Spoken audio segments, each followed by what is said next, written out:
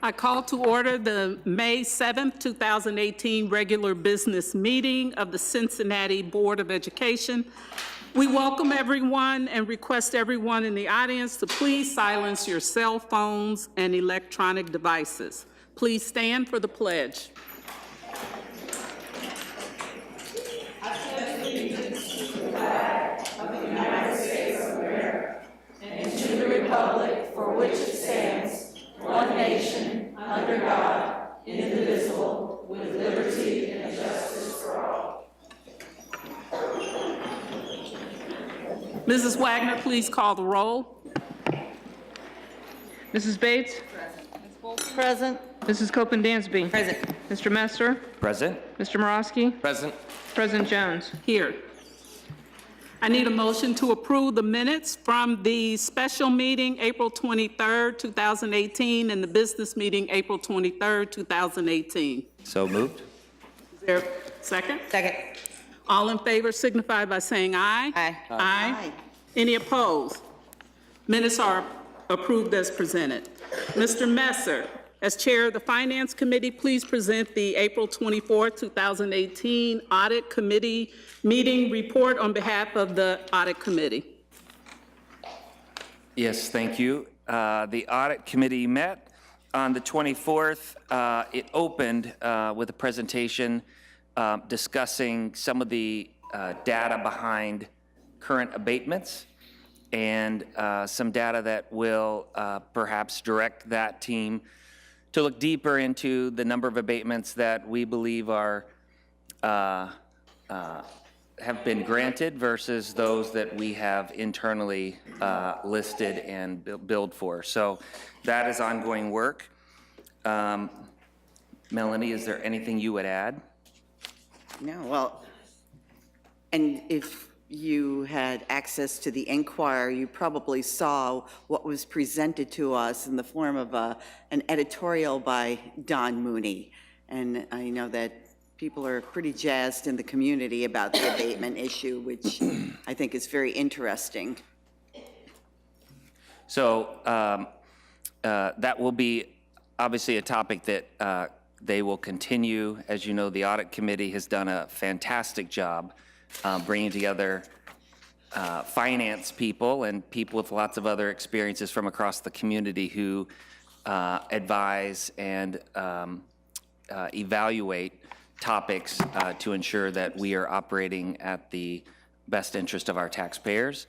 And I think this is one of those items that absolutely generated a lot of conversation in that committee and is generating a lot of conversation outside of the walls of CPS. And so we will stay focused on that and make sure that there is belief and trust in the process and full transparency on behalf of taxpayers. Thank you. Thank you. Is there a second? Second. All in favor of accepting the minutes signify by saying aye. Aye. Aye. Opposed? Minutes are approved.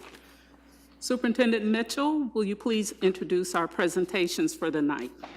Yes, so this evening I have the distinct honor and some wonderful, very exciting presentations. The first one is to start with a celebration for a Mr.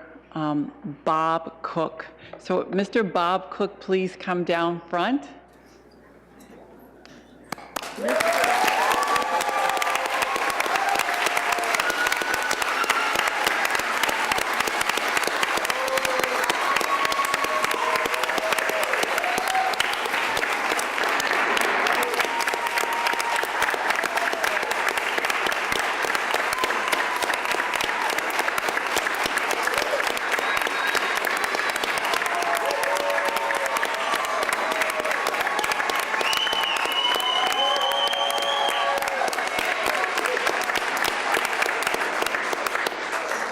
So Mr. Bob Cook is a custodian at Sands Montessori, and he serves over 680 students each and every day and was named 2018 Janitor of the Year by Cintas Corporation.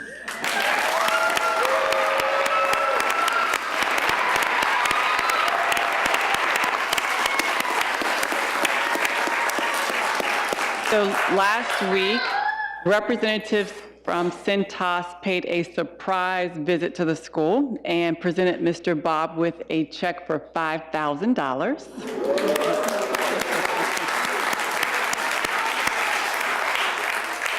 Mr. Bob was able to win over 200,000 votes, cast over a 4-week-long period. There were 3,200 nominations nationwide, and he was among the top 10 and then became the finalist. He has been working at Sands for 15 years. Sands Montessori will also receive a check for $5,000. So we thank you so much for your service and all that you do on behalf of our kids each and every day. Congratulations. Thank you.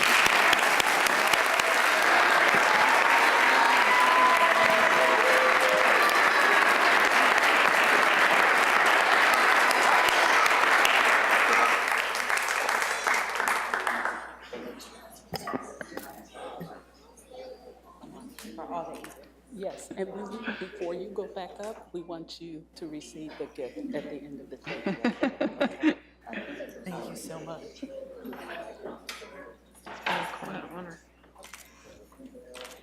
At the mic. Mr. Bob's favorite food is Skyline Pepsi. Skyline here, but for later.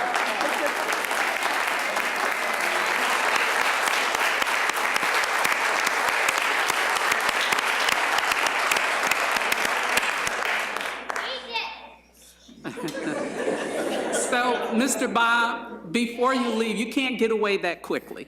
So I was just, for board members, does any board member have a comment? We just want to thank you for all that you do and to let you know that your job is so important to our students. And we know that students at the school, they know you and they appreciate you. The parents appreciate you. We appreciate you. So.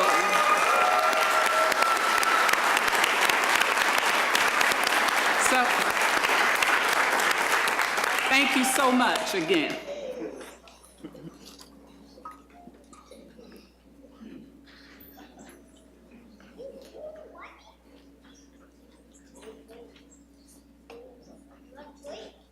Ms. Mitchell. Yes, okay, so I told you this is a night of celebrations. Our second presentation will be provided by Dr. Woods from the Ohio State Young Scholars.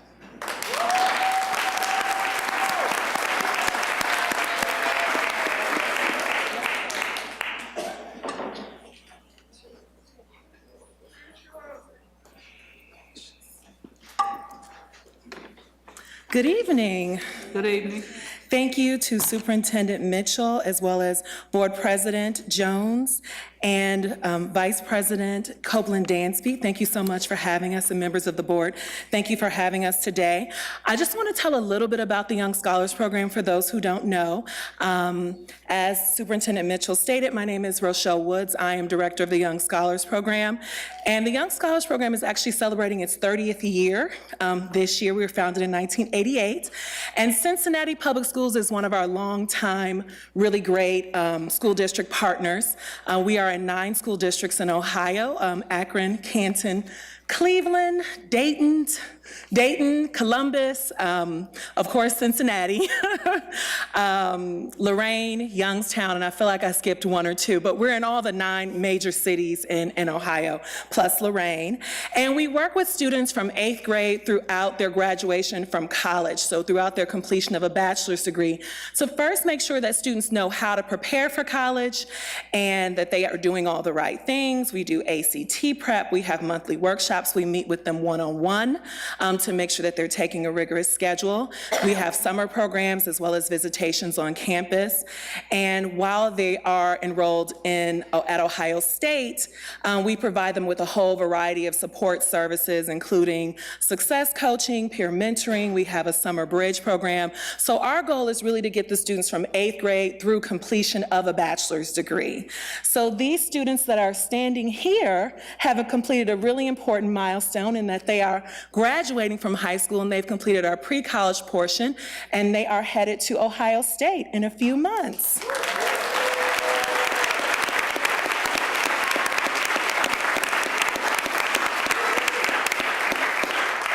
So our program coordinator for Cincinnati is Miss Lawson. Where is Miss Lawson? She always disappears in the background. Stand up, Miss Lawson.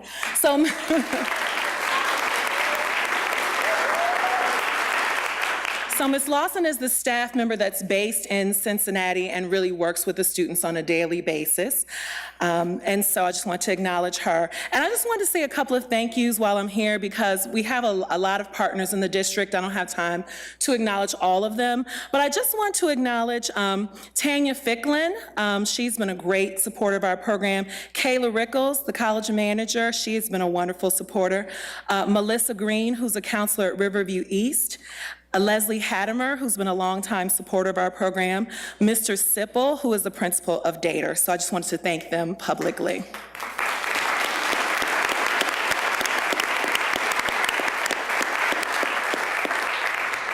So we have 13 scholars. Not all of them are here tonight. About half of them are here tonight. And I'm just going to acknowledge each one and tell you a little bit about them. They're going to come up as I call them. The first one is Lanisha Ako. She is graduating from Withrow University High School, graduating on May 29th, and she is planning to major in early childhood education. She is involved in a mentoring program and the Zonta Women's Club. Congratulations.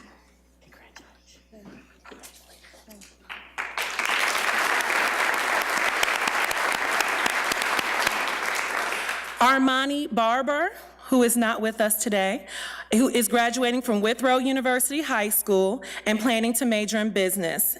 And he is involved in the softball team.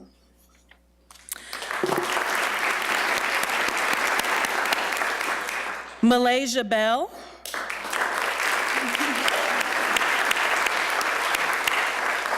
Malaysia is planning to major in criminal justice, and she plans to become a homicide detective. She is a sister of SCPA, a charity organization.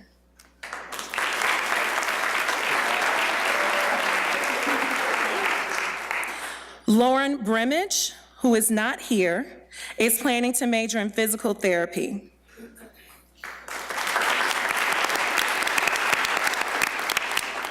Deidre Brock, who is also not present today, is planning to major in neuroscience and biomedical sciences and plans to be a physician. Jalen Daniel, graduating from Withrow University High School, is planning to major in nursing. Jamie Erskine from Riverview East High School has a career goal to work in the health field. Undecided major. Adriana Gordon.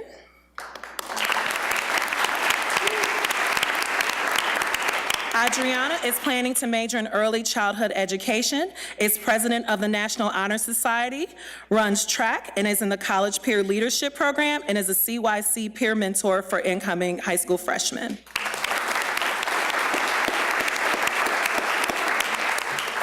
Rico Gordon is graduating from Taft High School.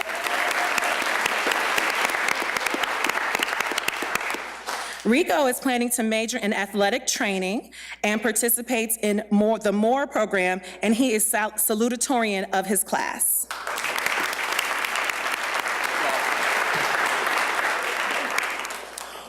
Corey Lackey is from Schroeder High School.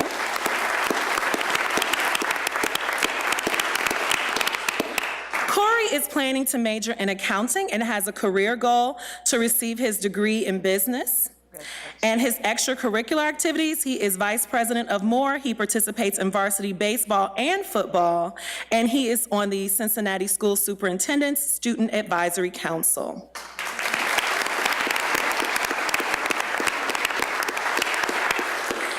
Marasia Miller, Clark Montessori High School, is not present. She is planning to major in nursing, and she participates in volleyball and cheerleading.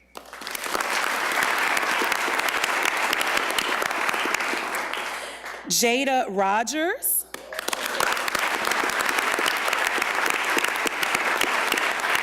Jada is graduating from Schroeder High School, and she plans to major in public affairs and economics.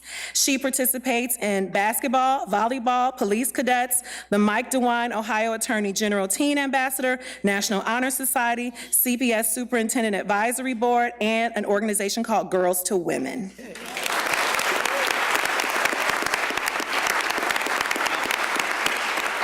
And last but not least, Diamond Williams, who is graduating from Hughes STEM High School.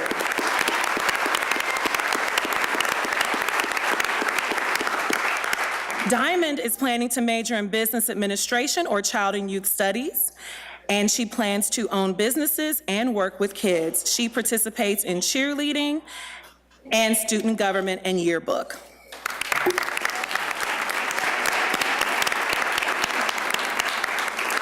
So let's congratulate these young scholars and wish them well as they embark on their next step.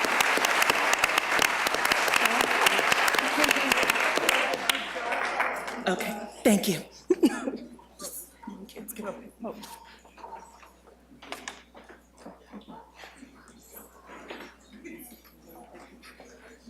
In or out? In or out?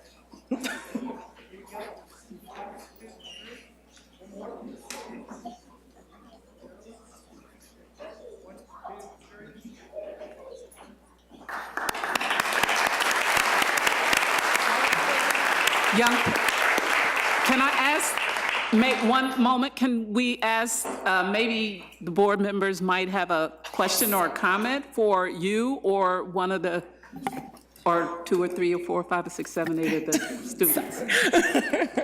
Any questions, comments? Ms. Copeland Dansby?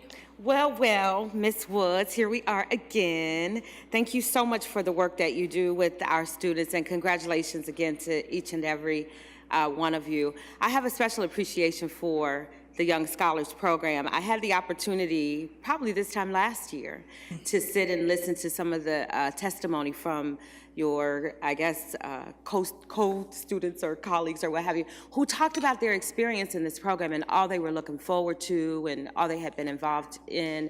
And it was so moving to me and for me that I distinctly remember that. So I want to charge each and every one of you all to stay in touch with us or find a way to communicate back to us your successes and go for it without stopping. Congratulations. Thank you.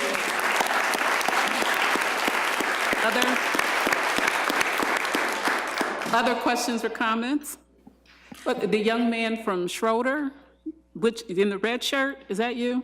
Yeah. Are you doing your senior exit presentation? Yes, May 20th. I'll be there. I'm going to watch you. Thank you. I did forget one thing. These students have been awarded over $800,000 in Wonderful. scholarships over 4 years.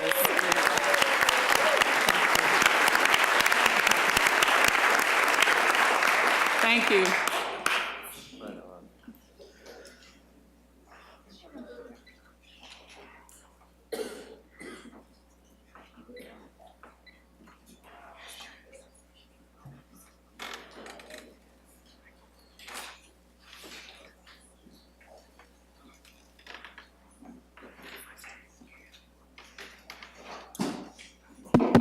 All right, so as you can see, we're changing things up just a little bit as we acknowledge our distinguished students with us this evening.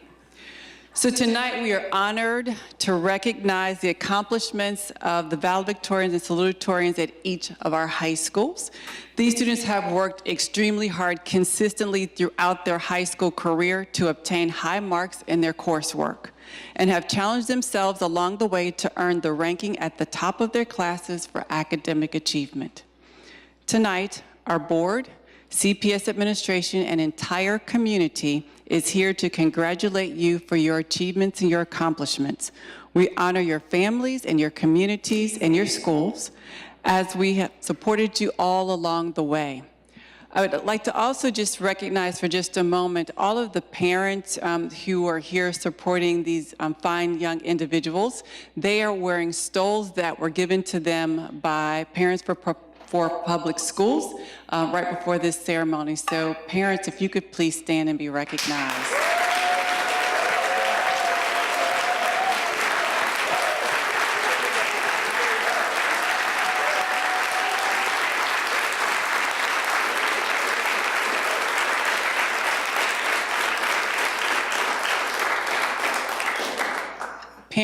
Parents, friends, guardians, we thank you for entrusting Cincinnati Public Schools with your most valued asset and treasure, your child, your students, and so we appreciate you and could not do this work alone. I would like to ask the board members if you wouldn't mind coming up front so that you can recognize by shaking each person's hand.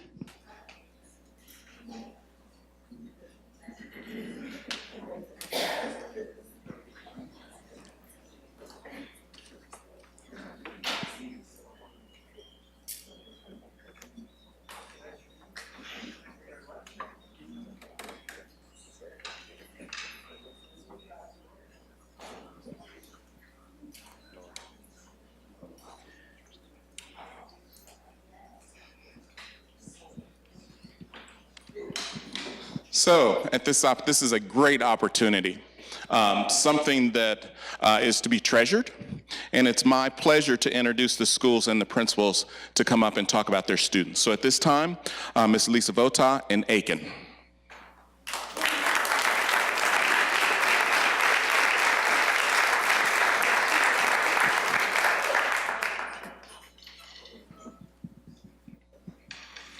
It is my honor to introduce to you Ms. Sydney Wyatt, Aiken High School valedictorian of class of 2018.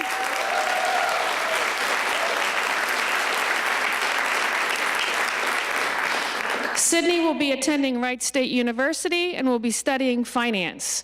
Sydney participates in GE Scholars, varsity cheer. She's a member of the softball team, academic team champ, and is captain of the college collaborative. Sydney says that during her time at Aiken New Tech, she learned the meaning of family. She says that she has a huge support system at Aiken and that Aiken is filled with people who believe in her. This has allowed her to become the caring and compassionate person for her peers. She is able to change her peers' perspectives about college and life, and she's happy to make that impact on someone else's life. Sydney Wyatt.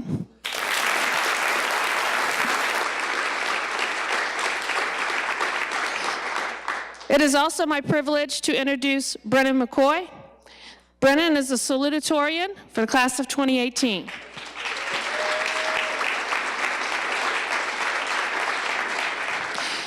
Brennan will be attending University of Cincinnati and will be studying archaeology. While at Aiken, Brennan has participated in academic team, choir, Project 38, GE Scholars, and National Honor Society. Brennan says that Aiken has meant many things to him, but mostly as a way to find himself. Without Aiken, he says he never would have been in the programs that he is in today, both in and out of school, and each one helping him discover who he can be. Brennan McCoy.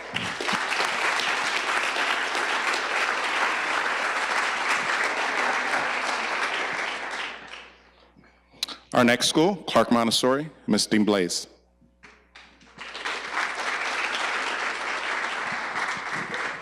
Thank you. It is absolutely a privilege to introduce these fine young people to you all.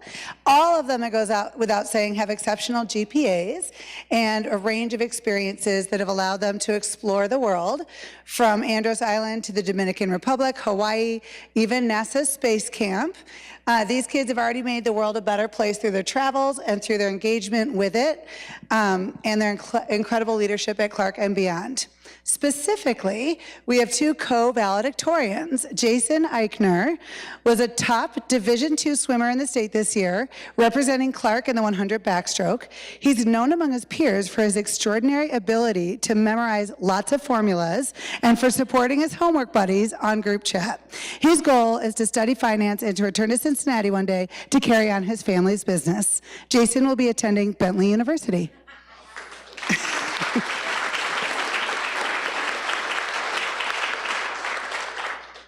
Our co-valedictorian, Ellie Jose, has an author's gift for metaphorical descriptions, was one of the first two Clark girls to qualify for regionals and cross country, and is going back to compete at the state level this spring, this time as a member of the Ultimate Frisbee team. Ellie's greatest passion at Clark, however, and when I met with all the kids and asked them to brag on each other, she said, wait, you must tell them I love steel drum. It is my passion. So this is Ellie Jose. And Ellie will be attending Yale University, and I think we'll discover what she wants to study there. We have co-salutatorians as well. Here with us this evening is Carson Hawk. His puns delight his peers, and they're too terrible to repeat here. He's successfully taken apart, rebuilt, and driven a 1960s classic Porsche Roadster. When he's not driving, he's running, and he had the distinction of representing Clark on the 4x4 track team at state last year. So Carson will be attending the University of Cincinnati College of Engineering and Applied Science.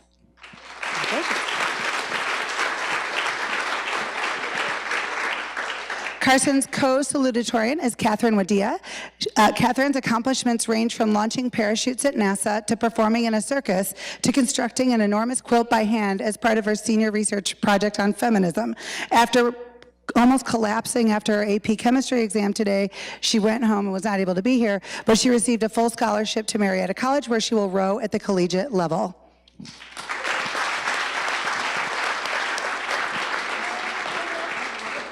Next up, Mr. Sipple and Dater High School.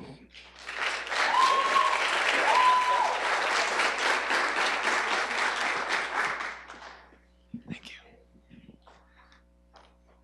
Good evening, everyone. It is my esteemed pleasure to introduce to all of you our top graduates.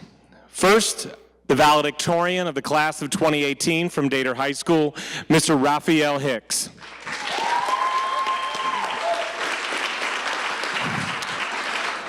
Raphael has been a student at Dater High School since the 7th grade. He's the co-president of the National Honor Society, vice president of Dater's chapter of MORE, has also served as the treasurer of that organization for 2 years. He was the section leader of the senior marching band for 3 years and field commander of the senior marching band this year. He's also a UC CPS ambassador in that program's charter year. He plans to attend University of Cincinnati's College of Engineering to study chemical engineering. Was a recipient of the Darwin T. Turner Scholarship, an engineering scholarship, and the UNCF scholarship. In other words, yes, they will be paying him to go to college.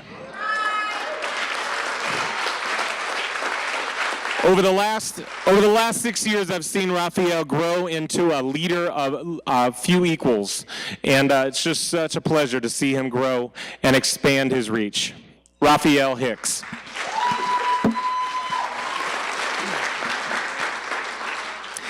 Next, I'm very proud to introduce the salutatorian of the class of 2018 from Gilbert A. Dater High School, Miss Vandanae Edwards. A student at Dater High School since the 8th grade, she is on the National Honor Society, has also used her Spanish skills as a teacher assistant in our English as a second language classrooms.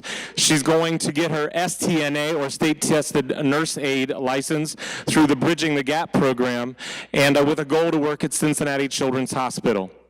Vandanae is quite possibly the nicest person on the planet. So be sure to get to know her throughout the years. Thank you very much, Vandanae Edwards.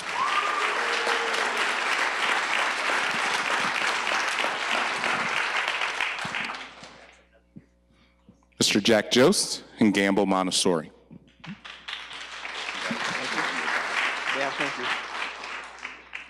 I regret to say that my valedictorian, Sean Dwyer, was unable to make it. But nonetheless, I share with you his accomplishments.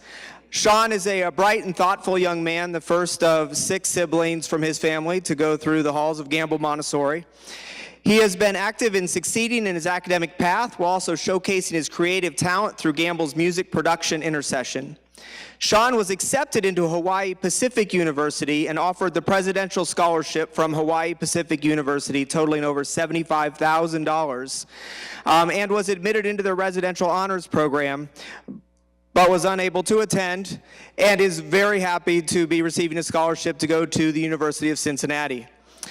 In his spare time, he produces a YouTube channel, which the students tell me is very funny before they add, "You probably won't think it's funny, Mr. Jose." He has decided to attend UC, and he hopes to pursue a field related to international affairs, and one day you will see him working in the field of political science. Our valedictorian this year, Sean Dwyer.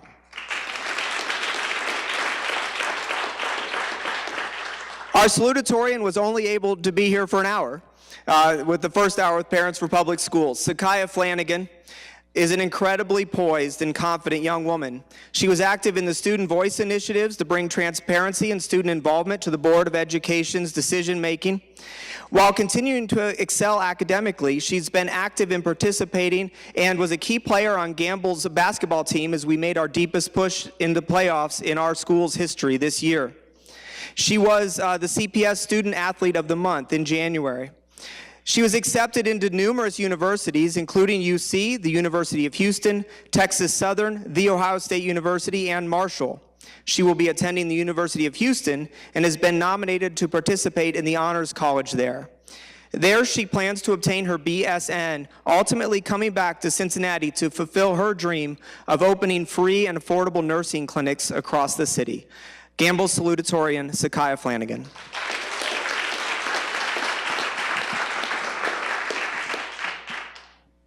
Ms. Kathy Wright in Hughes STEM High School.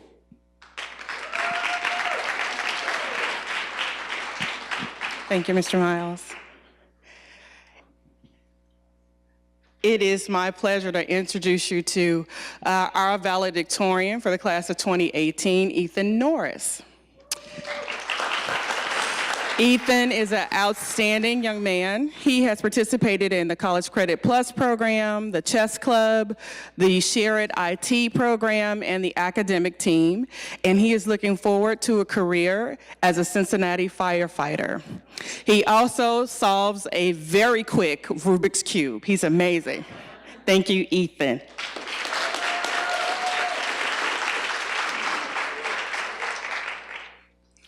This year, Hughes has the pleasure of 4 salutatorians. Our first is a dynamic young man, Your Majesty Allah. Your Majesty is a student in our nationally renowned program at the Zoo Academy. He is a member of the UC Scholars. He's a member of the Association of Zookeepers. He is an active track and field runner and a member of the Cincinnati Youth Collaborative. He's won the Achievers Award for $2,000, the Education Diversity Scholarship for $32,000, the Hofstra Dean's Scholarship for $76,000, the Presidential Scholarship for $44,000. You want me to keep going? He's won a total of $186,800 in scholarships and grants. Your Majesty has chosen Indiana University in Bloomington, where he will major in animal behavior and journalism. Your Majesty, Allah.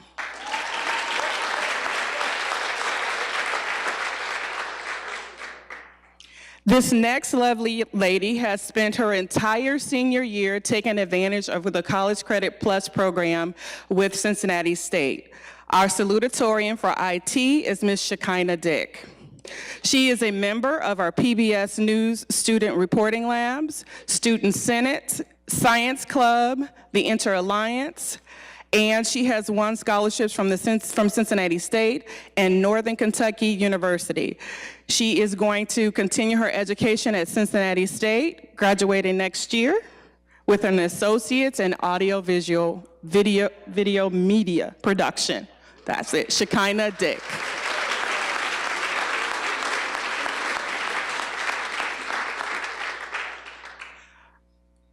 Our next salutatorian could not be here. She is running in a track meet tonight, but her name is Tamia Perkins. And Tamia is going to be pursuing a degree at the University of Cincinnati in health. She's a member of the College Credit Plus program, UC Scholars, cross country, track and field. She's a cheerleader, a member of Outdoor Adventure Club, the Health Occupation Students of America Club, and she is an ambassador for the Hawksworth Blood Drive at Hughes. Our Health and Bioscience salutatorian is Tamia Perkins.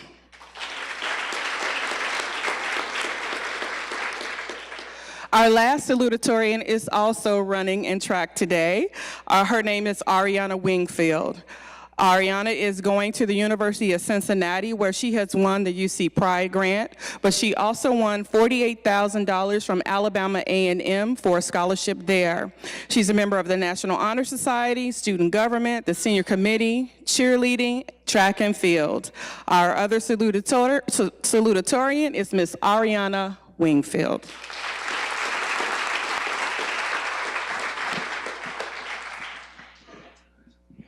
Next, we have Euler and Ms. Randolph.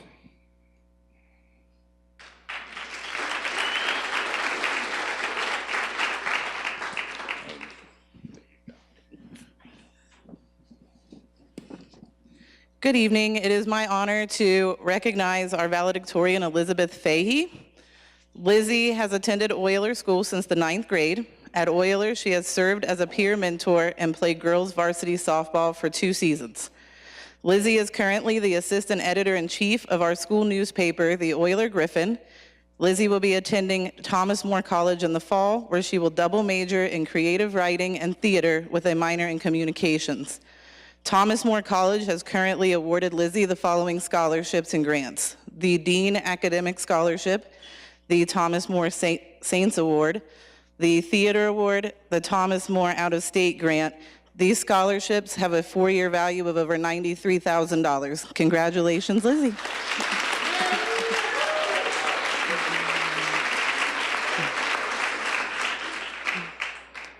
I would also like to introduce our salutatorian, Eddie Ferris. Eddie has been a student of the Euler community since the 7th grade.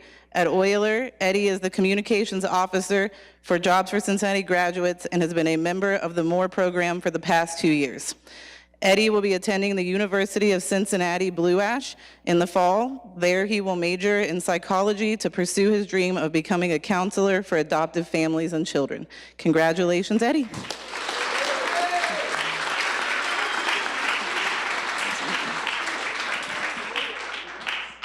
Up next, Riverview East, Ms. Charlene Meyer.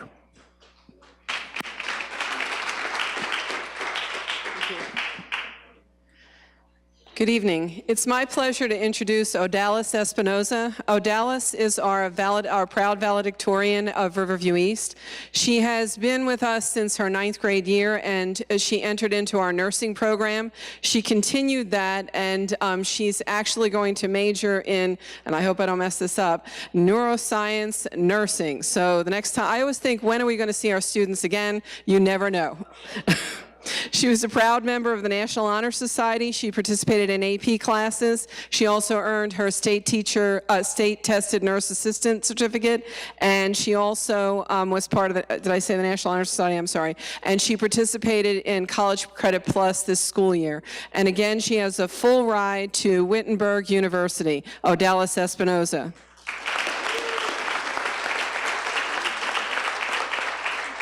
Our co-salutatorians could not be here today, but our first is Jamie Erskine. She, as you heard earlier, is going to attend OSU and is part of the Young Scholars Program. Jamie Erskine. And our other co-salutatorian was part of the College Credit Plus program this school year, and she will be attending Ashland University. Thank you.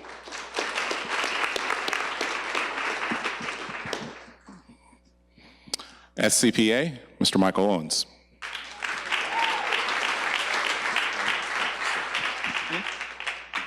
Good evening, good evening. I'd like to introduce to you our valedictorian, Frances Timberlake. Frances first began at SCPA in 7th grade, where she began as a vocal music, drama, and writing major. Now, after 6 years, she will be graduating with honors and an artistic diploma in creative writing. At SCPA, she found that her writing could be fostered in many forms: narrative, poetry, journalism, and playwriting. Frances has earned regional and national recognition for her writing through multiple competitions and publishing opportunities. She is a 2018 Young Arts winner in writing, a 2018 United States Presidential Scholar in the Arts semifinalist, an Overture Award winner in creative writing, a National Scholastic Gold Medalist, and she is one of 4 in the nation to have her play performed and produced at the National Thespian Conference this summer.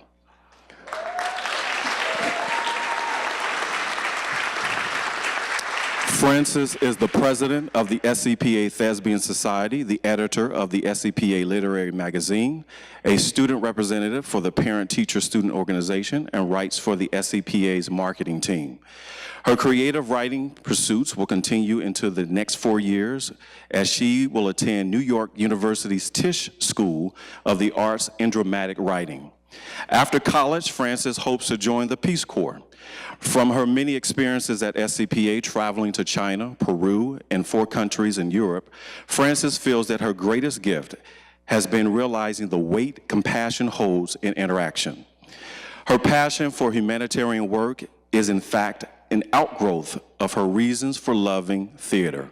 Watching something she has created on paper elicits a response in another person, in other people, and creating connections with individuals from different cultures, different countries, both stem from her desire for Frances has understanding of the experiences of others.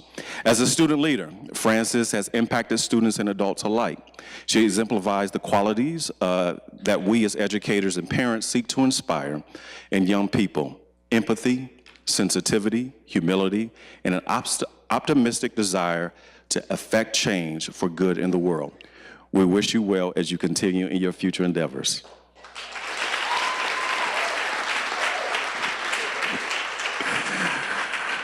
Our salutatorian, Megan Long, could not be with us this evening because she has an orchestra performance. She is attending UC. She will be majoring in mechanical engineering. She received the Cincinnatus Century Scholarship and a departmental scholarship for the College of Engineering. Since arriving at SCPA, she has performed with groups such as the Northern Kentucky Youth Orchestra, Northern Kentucky Youth Symphonia, US SCPA Chamber and Symphony Orchestra, Carnegie Hall, the list goes on. So our salutatorian, Megan Long.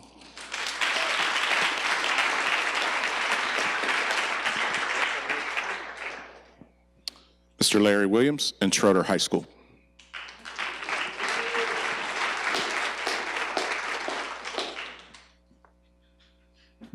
Thanks, Mr. Miles.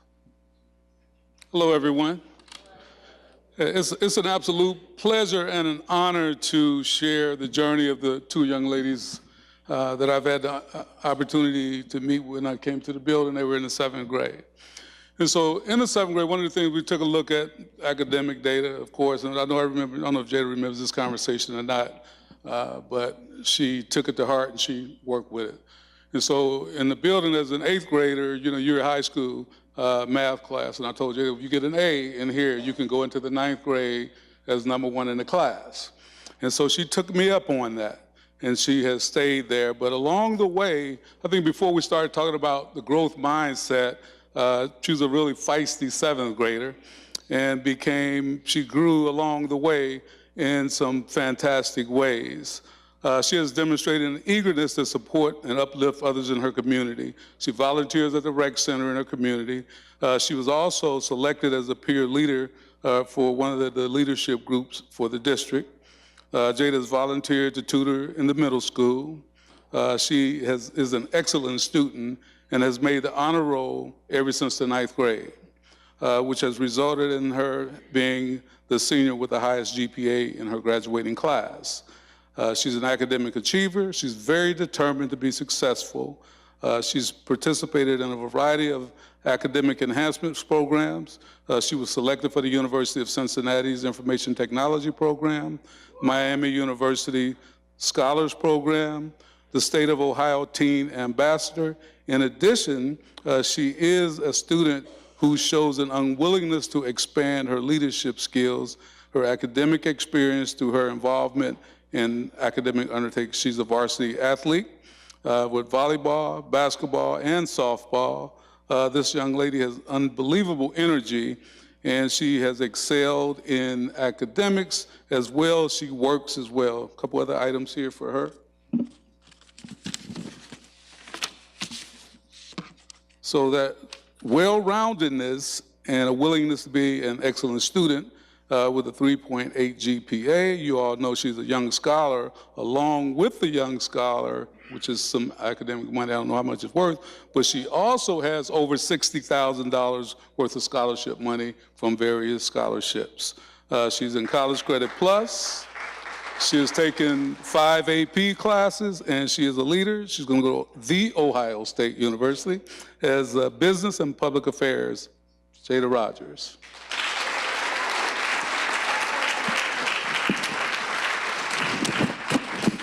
And so for our salutatorian who's not here, Ms. Tiana Mahalan, her and Jada were neck and neck all the way through from the 8th grade.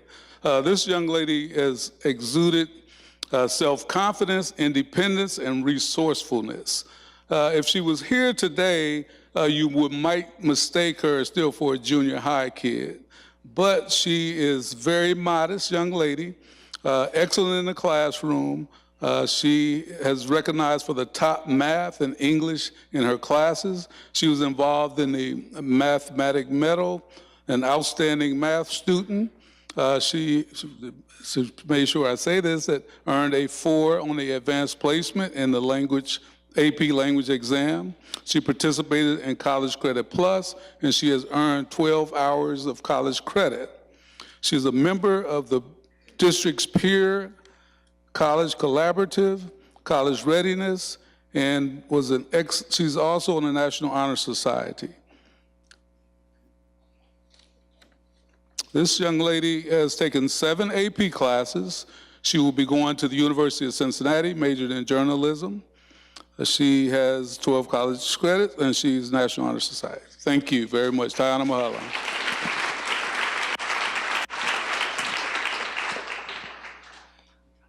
Mike Turner and Taft Informational High School.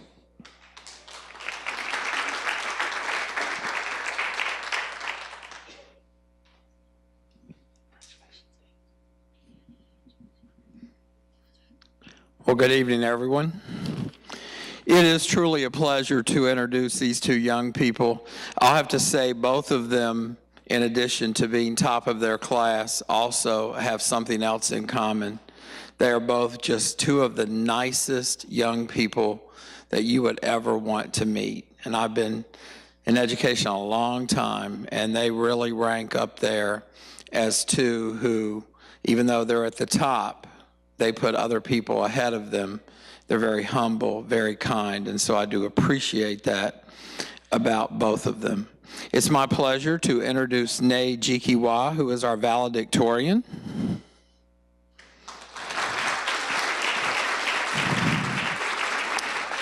She will be graduating with a 4.3 GPA. She's had 20 semester hours credits earned in CCP classes. She's had AP classes, and she, in addition to all of that, has participated in softball, academic team, band, and our technology club. Nay will be interning at Cincinnati Children's Hospital this summer in the prestigious BRIMS program, where she will be working in a lab conducting research.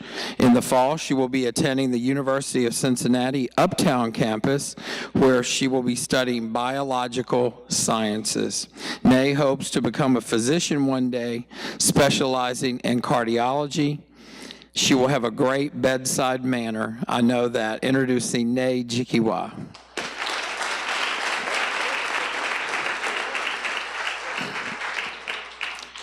Rico Gordon, our salutatorian, is graduating from Taft with a GPA of 4.0, with 11 college hours earned and AP classes as well.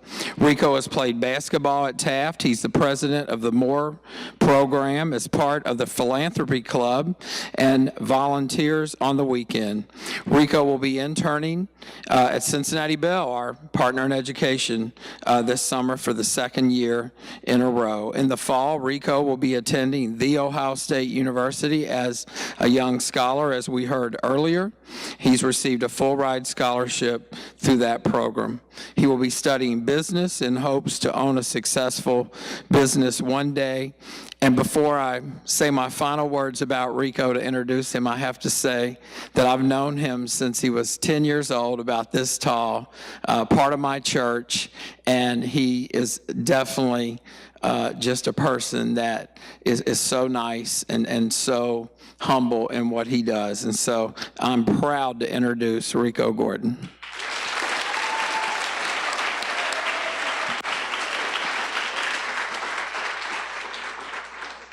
Mr. John Chambers in Walnut Hills.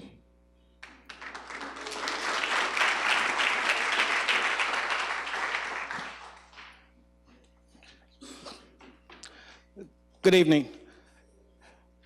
I am so honored to introduce our valedictorian and salutatorian for the class of 2018. These two young men have exemplified what Walnut Hills High School is all about. Not only are they taking the most rigorous courses, but they are also both genuinely really good people. And I'm so proud to have these two as my first valedictorian and salutatorian as my time as principal. Yusef Saeed, our valedictorian, is a 6-year student at Walnut Hills High School. And one of my meetings with Yusef, kind of found out we were kindred spirits because he has a love of Batman. So that was one of my, he really impressed me with that. So, but Yusef will attend the University of Cincinnati and was awarded the presidential scholarship, and he plans to major in computer science and minor in entrepreneurship. Yusef has a 5.66 weighted GPA.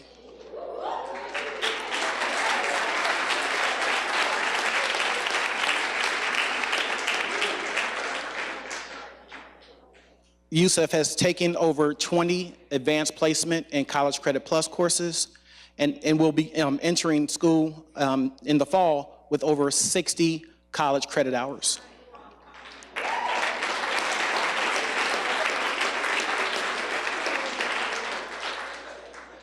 Yusef plans to one day become a CEO of a company that innovates and develops new technologies. And I know he is well on his way because when I met him a couple of weeks ago, he left my office and gave me his business card. So I figure he's well on his way there. And when I talked about these two young men,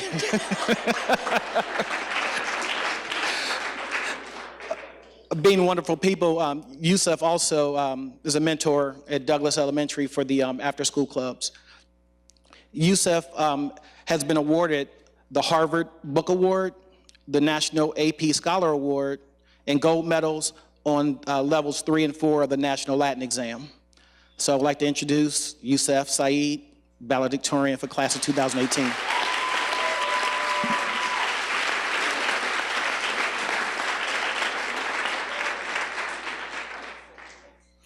Our salutatorian for the class of 2018 is Micah Kraus. Micah is a third-generation Walnut Hills student or graduate, upcoming graduate. Micah is also a 6-year student. Micah is going to attend Tufts University, and Micah has a 5.59 weighted GPA. You can see he's been slacking.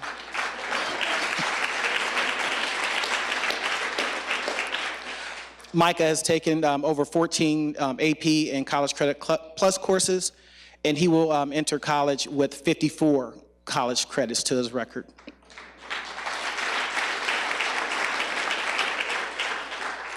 Although he says his major is undecided, he says he has interest in economics, politics, and law, which I'm sure he's going to excel at either one or all three. Micah said he plans to become an economist and possibly enter the law field. And Micah also shares a couple of my passions. He is a cook. And the one thing he said that really stuck with me, he said he enjoys the impact that the things that he prepares have on people. So that just speaks to his heart and his character. And Micah has been awarded the Brandeis Book Award, Outstanding Achievement on the National Latin Exam, AP Scholar with Distinction, and he's a National Merit Commended Student. Class of 2018, salutatorian, Micah Kraus.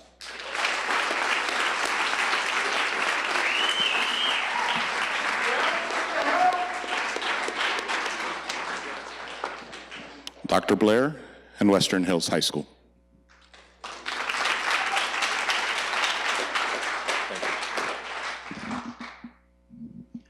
Good evening. It is my distinctive honor and pleasure to introduce Western Hill University's valedictorian, Mr. Moses Harris.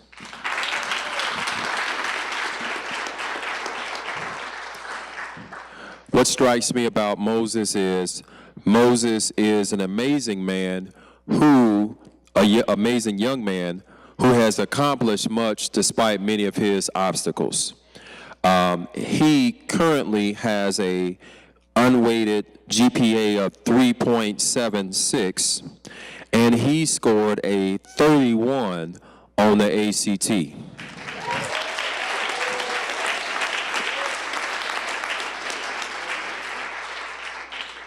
Moses worked so hard that we actually had to, I had to actually coach him to take advantage of his senior year, and I shared this in the previous engagement we had, because Moses just is a relentless worker.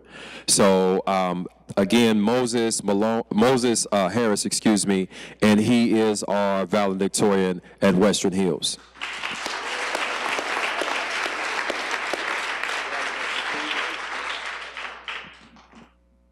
Our salutatorian, Mustafa Juma, could not make it tonight. He is another individual who is worthy of a lot of accolades. He currently has a 3.73 unweighted high school GPA. He has been featured on Channel 9 News for his academic performance, and he is also a student athlete. He is on his way to Miami University with a full ride scholarship to further his education. Again, please help me salute salutatorian Mustafa Juma.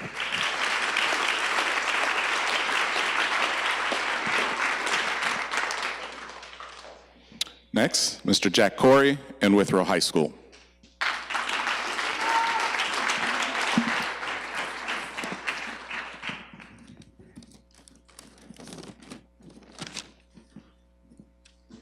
Good evening. Before I get into their individual accolades, I just wanted to say that I'm very proud to be the principal of this young gentleman and young lady who likes to laugh. And really it is. It's pride that these two students walk our hallways on Monday. Last Monday, we were talking about what do we want the Withrow grad to look like? And their names came up. These are the two people that exemplify what we want to have at Withrow. Our valedictorian, Kenneth, we have a proud international group of students, over 200 strong, and Kenneth is from Tanzania originally, moved here when he was 8 years old, and worked his way up to become valedictorian at Withrow. He's a well-rounded individual, has a 4.83 weighted GPA.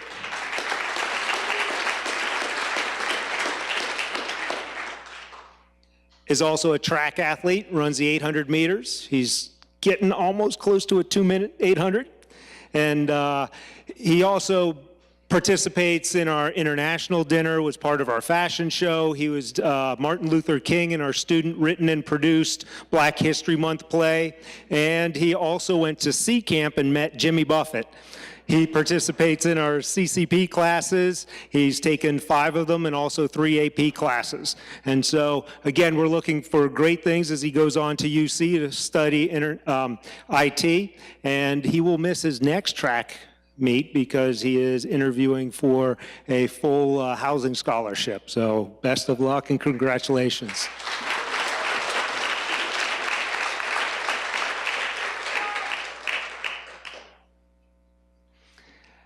Tia Roberts is also one of the first students that I met. How do you not like that smile? And so Tia is going to Wright State. She has full tuition. You can clap on that. Her parents really appreciate that. She had a 4.7 GPA, weighted GPA. She's going to study biological sciences, but she's also a well-rounded person. She has cheerleading. She participated in basketball. She's National Honor Society. She was also in the new Student Voices program that the board had. She was part of Cincinnati Youth Collaborative and Zonta Club, and she'll also be participating in an internship at Cincinnati Children's Hospital this summer.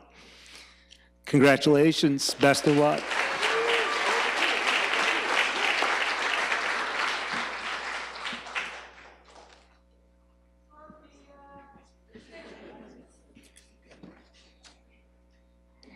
And Ms. Shauna Murphy, Woodward Career Tech High School.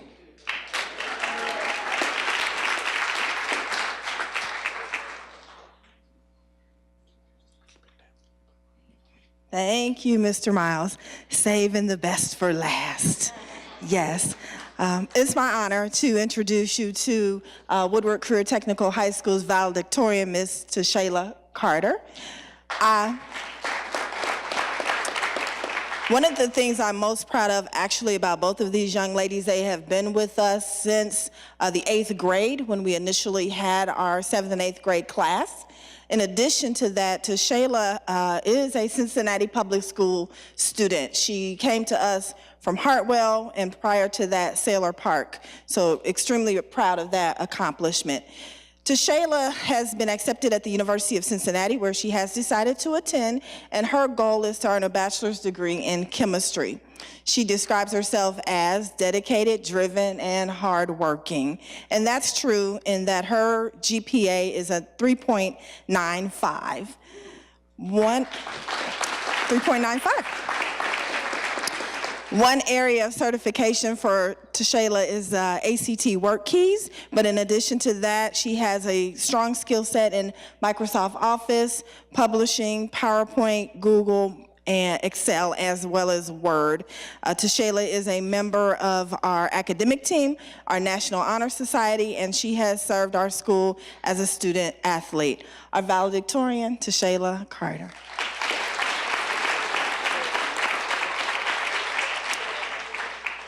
Our salutatorian, Ayana Cottrell, also a 5-year student at Woodward, came to us from Bond Hill Academy. She is a member of our Health Technologies Academy as well, and she also will attend the University of Cincinnati, majoring in the healthcare field.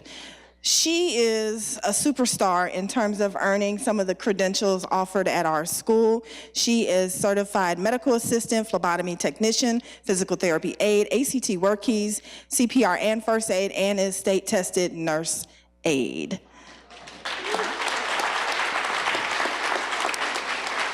In addition to rigorous coursework she has done in our career technology classrooms, she's an AP student and a College Credit Plus student, and she's also a student athlete. One highlight being a student athlete was participating and playing on our CMAC championship volleyball team.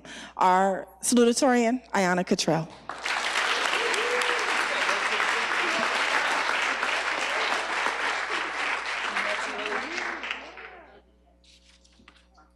Let's give all of our students a big round of applause.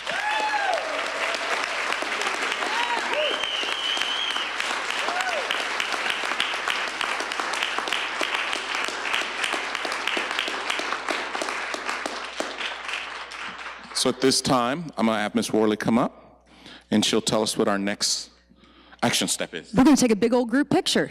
So with our board members here and our students. So if you guys will come on back up.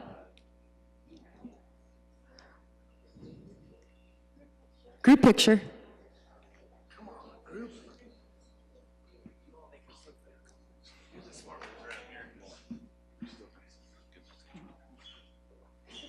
It'll take us a minute to get this. Yes, it's good.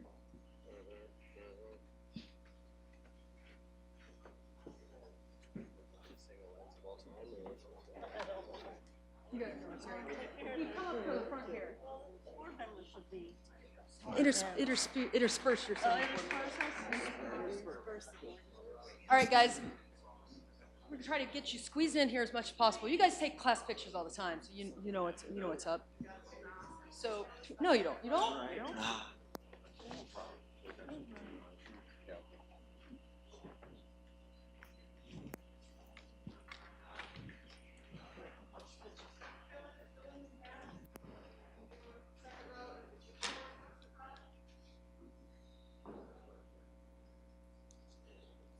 That's perfect. Perfect.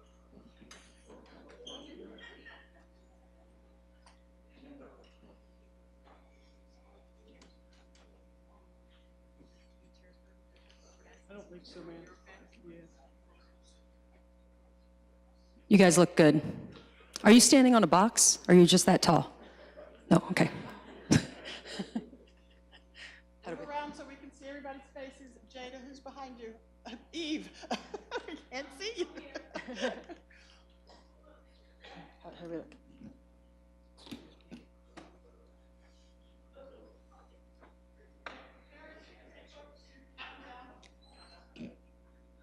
Okay, good. I want to take 3 more. Here we go. 1, 2, 3. Good. Another one. 1, 2, 3. Good. And here we go. 1, 2, 3. Thank you.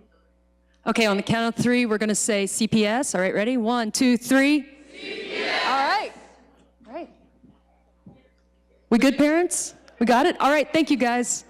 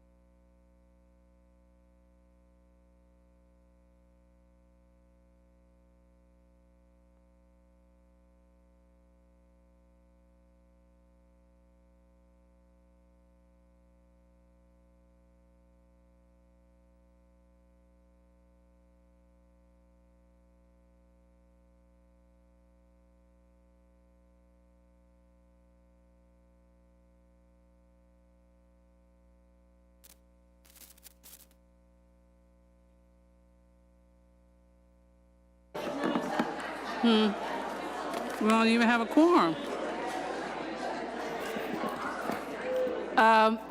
Excuse me, we need our board members. Board members? Mike and Melanie, because Ryan left. Oh, Ryan left.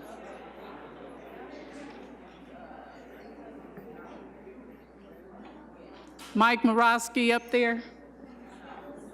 Probably went to the back. 1, 2, 3, we have a quorum. Okay. Okay. So that was that was stunning. I'm lost for words, but we really are very, very proud of our future leaders. Lots of young people who excel in most of the things that they do, and very appreciative of this opportunity to recognize them.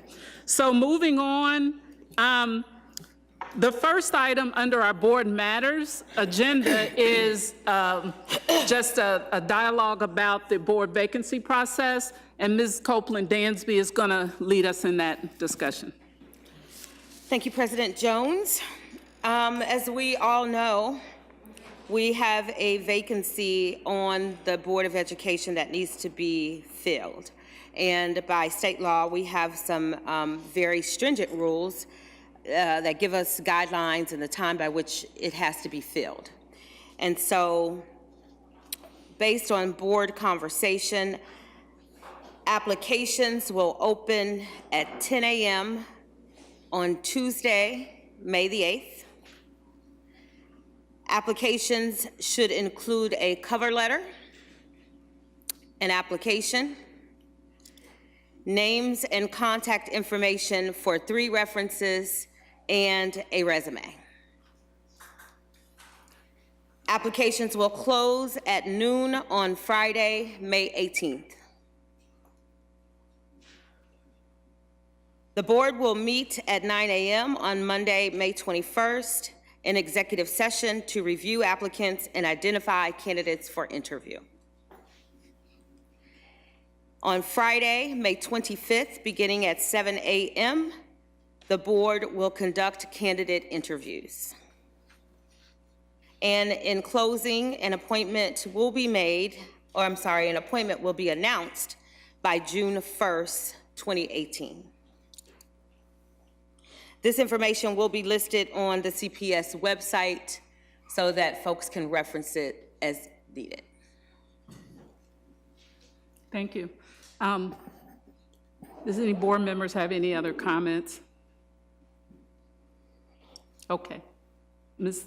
Bolton. Yeah, and I know we've said this publicly and in very many different ways, but I know we're all very appreciative of Mr. Timmons' service, especially in those difficult months after the untimely death of Mr. Nelms, and appreciate his support and look forward to him now working directly with kids, and that's his love. Thank you. Other comments? Okay, moving on. Mrs. Bolton, the Board Strategic Planning and Engagement Committee discussion. Yes, thank you very much. As we all recall, last meeting we appointed the committee, and the committee consists of Vice President Copeland Dansby and member Ryan Messer, and then myself, and the 3 of us now are currently working out to try to get a date to meet for the 3 of us in May, which I think we're getting close to doing that, and some additional dates in June, and we'll report back. And we also know that the superintendent and administration have worked out an opportunity for us to have some briefing if soon regarding what is a strategic plan and what are the options and what might be the range of that strategic plan. And I think I speak for the committee in that we are, particularly since we're calling it strategic planning and engagement, this is something that we really feel strongly will be community driven. And I think we've announced about the committee membership. And there's been some talk, too, about having both that steering committee membership and also making sure that everyone feels welcome to all of the meetings in more of a plenary kind of event as we convene. So we look forward to reporting back about those dates at the next meeting. Okay, questions or comments? Ms. Copeland-Dansby. I have a question, and I have to apologize in advance because I wasn't here, Board Member Bolton. Can you give me a conclusion about the membership of the committee? Yes, it was determined to have 3 permanent members for the committee. Of the board? Of the board. And then there will be administrative representation, there will be community representation, and also union and collective bargaining unit representation. And I think it'll total, I believe it was 12 or so in number. And I think the big encouragement will be making sure that we have well-noticed public meetings so that we are able to make sure that every meeting has great participation and represents the great diversity of the district. Other comments? Okay, Ms. Bolton, I've been thinking a lot about this committee, and as I expressed a few concerns at our last meeting, and some of the concerns have been addressed, but I still struggle with where the emphasis is on this committee, whether it be strategic planning or engagement or both, and what that would look like. And I'm not asking for a final plan, but as I've thought about this, a number of things have crossed my mind. One is that it seems to me that rather than create a new strategic plan, and again, not knowing if this is short-term, long-term, that we already have a plan, we already have a strategic initiative that has goals, strategies, measures, and all of that. And I'm wondering if that context, in the context that we're talking about this strategic plan here, if that follows that plan, includes that plan, or how does that work? That's one question. Okay. And then another concern I have, and I do intend to attend the first meeting when we find out, just so I can hear more and better understand what it is that I remember when we first had a conversation about this the latter part of last year, and it seemed to me that my recollection was that the focus was to be more so on a community engagement process. That seemed to be the primary focus, was on a community engagement process. And if you recall, because you were on that committee, we changed our bylaws to reflect community engagement added into all of the committees, because my thinking was the plan was moving forward on what would a community engagement plan look like. So again, I'm just expressing some concerns I have. Number one, and I'm going to say it again, I believe this is a full board initiative. Mm-hmm. It's hard for me to conceptualize working through a committee given that. And even though I voted on that, I think there's a way to figure out how we involve the full board to some extent, how we involve the broader community, because I really don't feel the 5 representatives are going to be representative of the community, the broader community, and maybe those are things that come later. I don't know. So I'm interested in your or anybody's opinion about that. Well, as the committee has not yet met, I have only a personal opinion, but I will agree that there is, I won't agree, let's say that. I won't agree that we have a strategic plan as a district, classically. We have a collection of outstanding strategic initiatives that are done within the umbrella of the board's goals, within the envisions. And certainly we have the superintendent has begun to reorganize, if you will, the district and set particular goals that are internal as well as community-wide. We've changed, if you will, our emphasis as a district regarding community engagement and public affairs. So there's lots of things that are going on that we certainly want to capture. And we certainly don't, as we said last meeting, we do not want this effort to in any way hold up what indeed has been a great start, and that's why we put that October 1 kind of date in there, so that we would have a better sense of accelerating this rather than holding it up. I do think, though, that when we did, the previous board did an evaluation, the lowest scores for this board, scored by ourselves, against ourselves, was that we did not have a plan. The board did not have a plan. The district as such did not have a plan, and a collection of initiatives, and fortunately great organizational and strategic thinking by both our superintendent and treasurer and administration. And I also know very strongly, and this is why we've spent the time, the money, and the effort, and the results of the previous election, besides that internal measurement of no strategic plan and us not having ways to measure what we're accomplishing. My understanding, too, was that we were not doing a very good job of involving the community in what we're doing. We cannot make decisions that are only internal decisions. And so I think that there's an interwoven effort of the engagement and the strategic planning. And to answer the question about how to involve the committee and the community, that's why we really want to be talking about the plenary efforts of organizing. And so I think when the three meet and then we start to get the applications for the rest of the committee and do that selection, it'll be the role of the committee to have some discussion and bring back to the board, or start with the board about what's the anticipation. So I feel, when I first came on the board, there was a very specific strategic plan, one that I didn't think that much of, in part because it was so internal and so focused on certain things and certain measurements.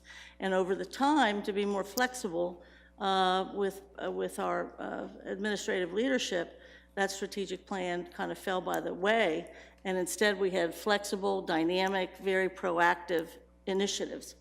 And the most important initiative from the board is the equity policy, of course. So those are the kinds of things we'll have to take into consideration. Mr. Morosky. So in response to the concerns that you raised, and speaking as the most junior person here, and also somebody who was pushing for this committee to form, even though I ultimately am not finding myself on the committee. So again, speaking with my junior member hat on, I've been here for a few months now. I've learned a lot. I've heard from a lot of folks, and I've seen a lot of initiatives and a lot of things. And to your point, you said there's a lot of metrics and goals, but there's no, like, nobody can give me anything and say, and here's how we're going to get there by this time. And that's, when I think of a strategic plan, I think of the goals, the strategic things that we talked about in our retreat, but then also we're going to be here by this date, then we'll be here, and then in 5 years we can evaluate. I think we have a good plans on how to achieve these goals. I'm biased. I think we have a really good team. But as far as being able to look at a document, like when I asked Superintendent Mitchell at Westwood School, what if someone were to say, what's a Cincinnati public graduate look like? Laura was able to give it to me. In the same way, I think that's what a strategic plan can do. But then the second piece about the engagement. So I read all those minutes from last year, of course, from ad hoc about how engagement could be divvied up in all the different committees. The problem with that, from my perspective, is that this is a big system, right? And systems are designed to self-perpetuate and sort of stay the same. That's just what systems are. And so, in my estimation, if you just throw it to the committees are going to go to the public. I'll speak for myself. I'll go to the public on behalf of policy committee and say, here's what we're working on, I want your input. That's not community engagement. So if you have a strategic plan that begins with the community and they come in, they're then influencing the work of the committee, because then the strategic plan is going to give us work in committee that'll be defined by the public. So for me, it's just a different way of thinking. So when you have the tip of the iceberg, which is the results, right below that you have patterns. You can see patterns in our committee work. Below that, systems, and then down here is everybody. So I think that's how I see the difference regarding, because I hear you, it is kind of confused, like, wait a minute, so is it community engagement, it's this? I think it's together, and then the plan will dictate the work. So that's what I hope happens. Ms. Bates? Thank you. Ms. Bates? Yeah, I too have been struggling with this as Ms. Jones has been, and I think I can kind of put the finger on what I think the issue I'm having with this whole process is that we're lacking a visioning process. And that's our job. We are the ones to determine the vision of this district and then develop a strategic plan. And I see the visioning process as the most appropriate way to include and engage the community. So even before the work of the strategic planning committee can take place as far as strategic planning, either it's done at the, or it begins at the retreat, which, by the way, I'm on vacation, but, we have capable members that can continue the work, and I can always call in and listen. But I think that's the vital piece that this board hasn't addressed. And I would like the board to consider addressing that before we move forward with the actual work, not the nominations and all of that, but the actual work of this strategic planning committee. Yes, can I just comment around that? And Ms. Copeland-Dansby after that. I think I understand all that, and maybe I'm coming from a different frame of reference, but I'm not disputing that maybe we need I like what you're saying in terms of visioning and a strategic focus. But I know for a fact when I was running for this seat and I attended the retreat that the board held at Taft Elementary School, this board used words like plan and strategies and goals. In my opinion, that's a strategic plan. Now, maybe it did not include everything in the vision that you had anticipated. So I'm suggesting as part of the conversation, when we begin that conversation, is that we possibly build on what we have, not create something that's new, because it not only has implications for changing everything that's already been done, but it also has crucial budget implications. So what I'm saying is I'm just asking for consideration when the committee meets as to where we stand right now with these strategic initiatives as you described, and where we're going in terms of a bigger vision, and maybe possibly somehow align or fold that in or somehow. So that's what. Ms. Copeland-Dansby first, and then you. Is that okay? Well, when we initially talked about this, putting together this strategic planning committee, it was born out of my request to re-engage PPE. I don't know if you guys can remember that or not. So when we got into the whole conversation that we would just fold PPE into every committee, which I agree with Mike, and I've said all along, it's too challenging to do, then we jump over to, well, let's push PPE, let's push public community engagement over here, which minimalizes it, in my opinion. Create the strategic planning committee that only consists of 3 people, that I go away for a week to work, and then we've got 12 more people joining the committee. I don't understand it either. So for me, in my participation in the committee, I need to understand where we're actually going with this. If I were a board member who were not a part of strategic planning for the board, I wouldn't like that. I think it's a full board conversation of some sort. So I'm really not interested in creating a whole nother committee that does some work aside from getting some concrete goals, some measurables, some dollar figures that go along with it, how that engages with our academic progress of our students, and community engagement. Well, the board took action on it. If the board wants to undo the action, the board can do that. That's not the will. So I wasn't a part of that. Yeah, and so I'm not looking for the business, but we're reacting to what we evaluated last year, which was we didn't have one, we didn't feel like we'd had. To the point of visioning, we have to ask ourselves as a full board, it won't be the strategic planning committee that'll do it, but as a full board, do you want to change our goals, our vision, okay, and our mission. That is full board work, and that could be part of it, but the reality is we've kind of gone from the assumption, and perhaps we shouldn't, we've gone from the assumption that we are keeping the vision that we have and the mission that we have and the goals that we have and working from there. Now, if the whole board wants to change, and we've had it for, I think, five years, I think, the great this, great that, great whatever. And I know we've been pleased with it, and we've also added the equity piece.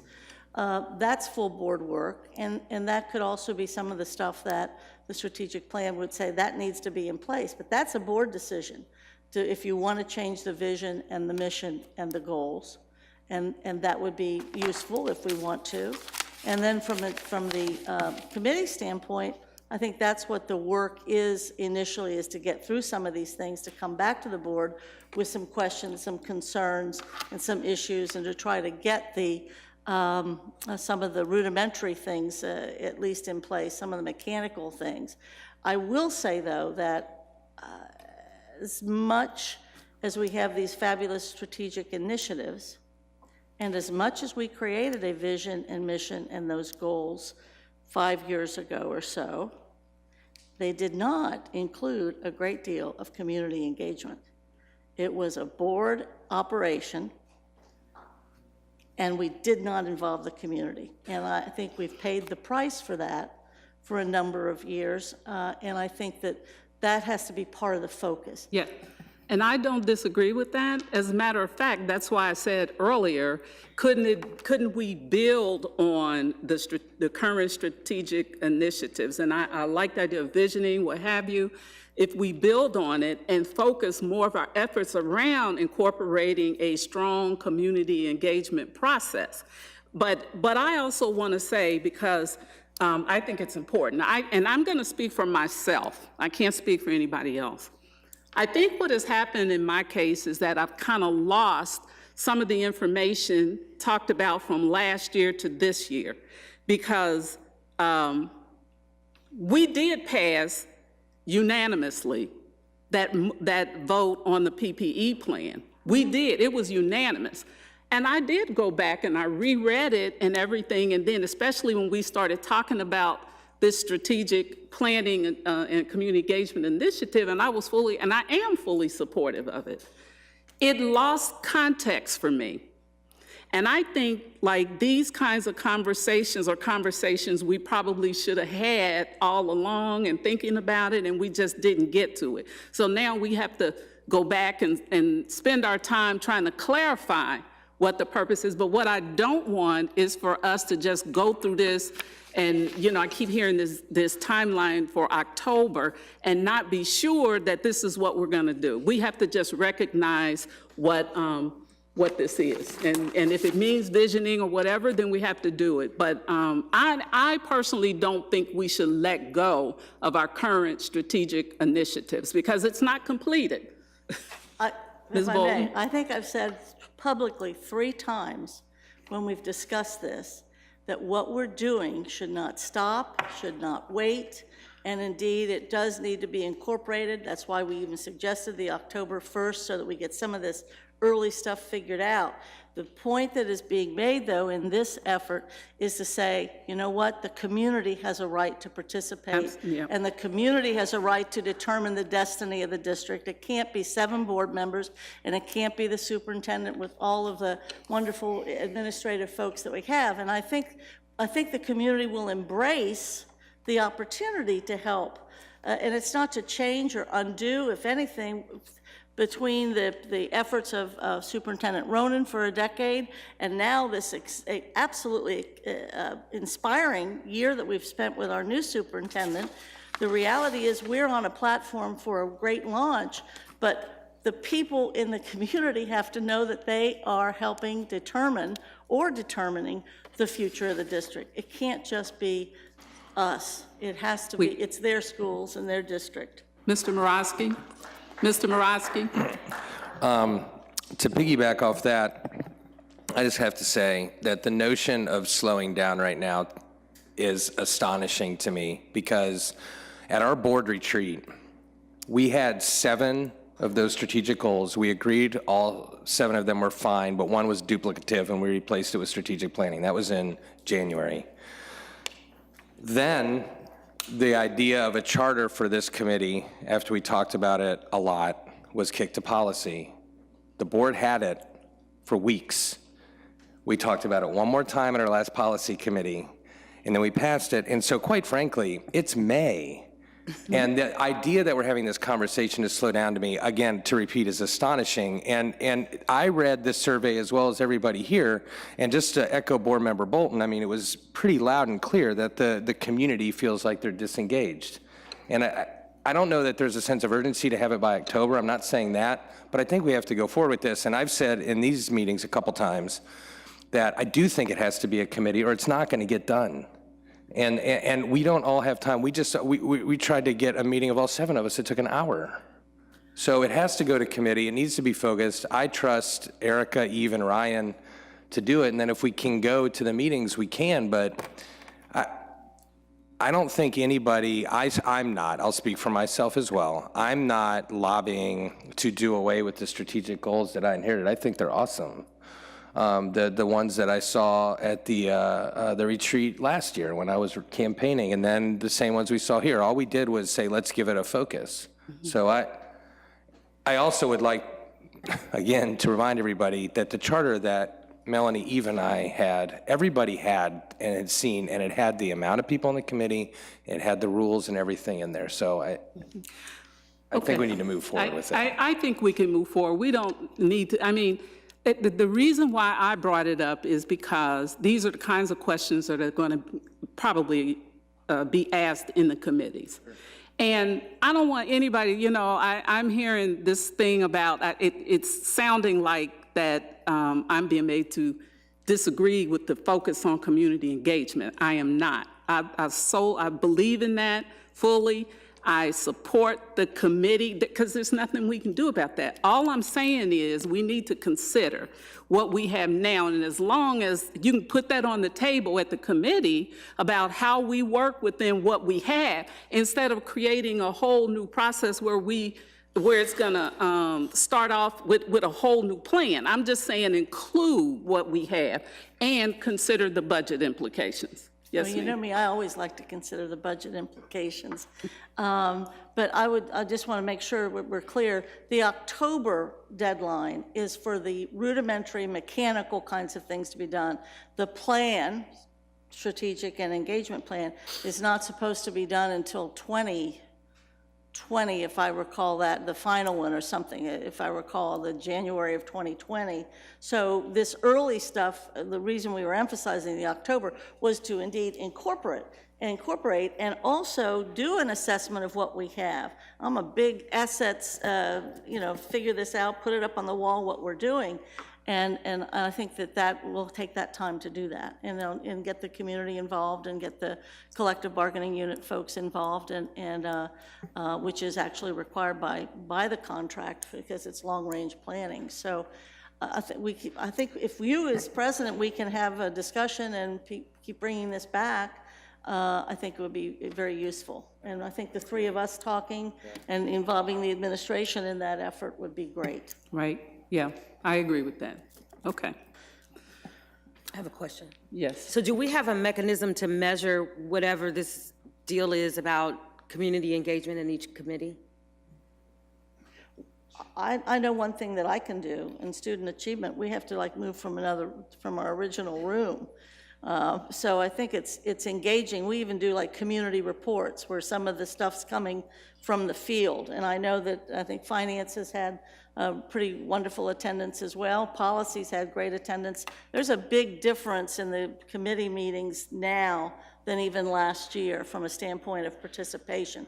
The LSDMC handbook, and I appreciate the administration kind of embracing that. The student conduct, we've had people report that are from the community. So I think one measurement, frankly, and I hate to be so rudimentary, but is attendance and who's speaking. So I think we've been excited about at least the student achievement. Well, that's good to know. When we get to assignments, I probably will ask for a more measurable way to make sure that we're doing that. I will publicly publicly state that I completely disagree with not having a standalone community engagement committee as we used to have in the past. Other questions or comments before we move on? Okay, and Ms. Bolton, I think we will have this on the agenda frequently. Great. To have these kinds of conversations and discussions. Thank you. Does anyone have any kudos? Any kudos? Yes, I do. Mr. Morosky. I give a kudos to the Clark Montessori Cougars had a booster club golf benefit on Saturday that I played terribly in, and there were The slide of your outfit. I did terrible. Oh, you're talking about my yeah, well. It wasn't going to bring that up. But the students that were there that helped put it on did a great job, and all the parents at Clark, I want to give them kudos. Golf outings, they may look easy, but as anyone who's done fundraising knows they're a pain to put on, and it rained the entire time, but everyone stayed out and had a great time, so kudos to the families that put all their efforts on that, stood out in the rain, and they raised some good money for the Booster Club. So the Clark Cougars and the kids who were there helping. Great.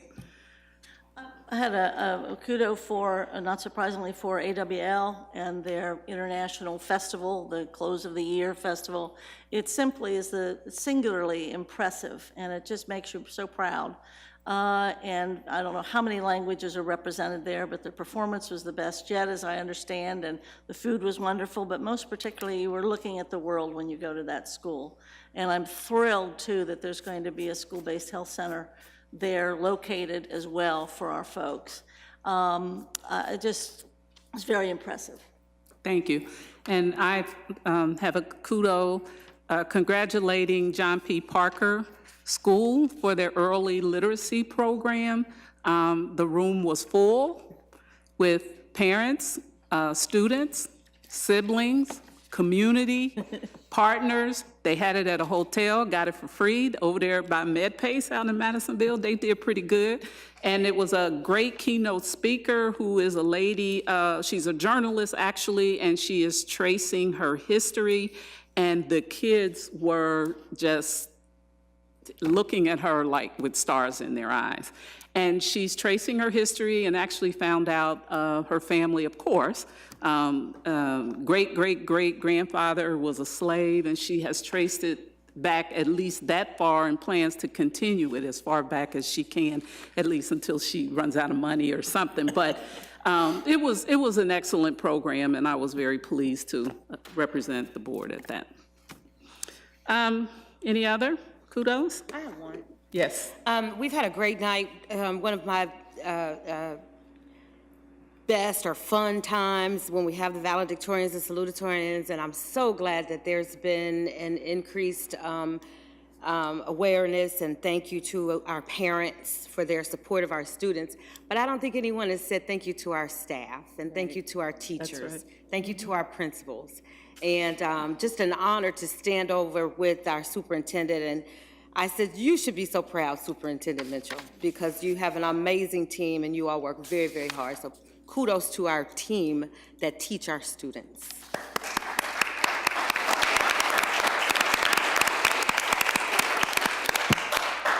Okay, Ms. Bates, please present the retirements. Yes, of our certificated personnel, the retirements are Chadwick M. Flagg, Martha C. Walsh, and from our civil service personnel, Christine Davis Elder. So we thank you all for your service to our children and wish you well in the future. Thank you. We are now at the item on our agenda for hearing the public. Each speaker has 3 minutes to speak, and Mrs. Wagner will be our timekeeper. When the buzzer goes off, your 3 minutes are up. Please refrain from discussing any personnel items. When your name is called, please come to the podium to speak. Our first speaker of the night, and there are 4, so I'm just going to read them all. Marlena Brookfield, Michelle Dillingham, Jacqueline Ennis, and Meredith Blackmore.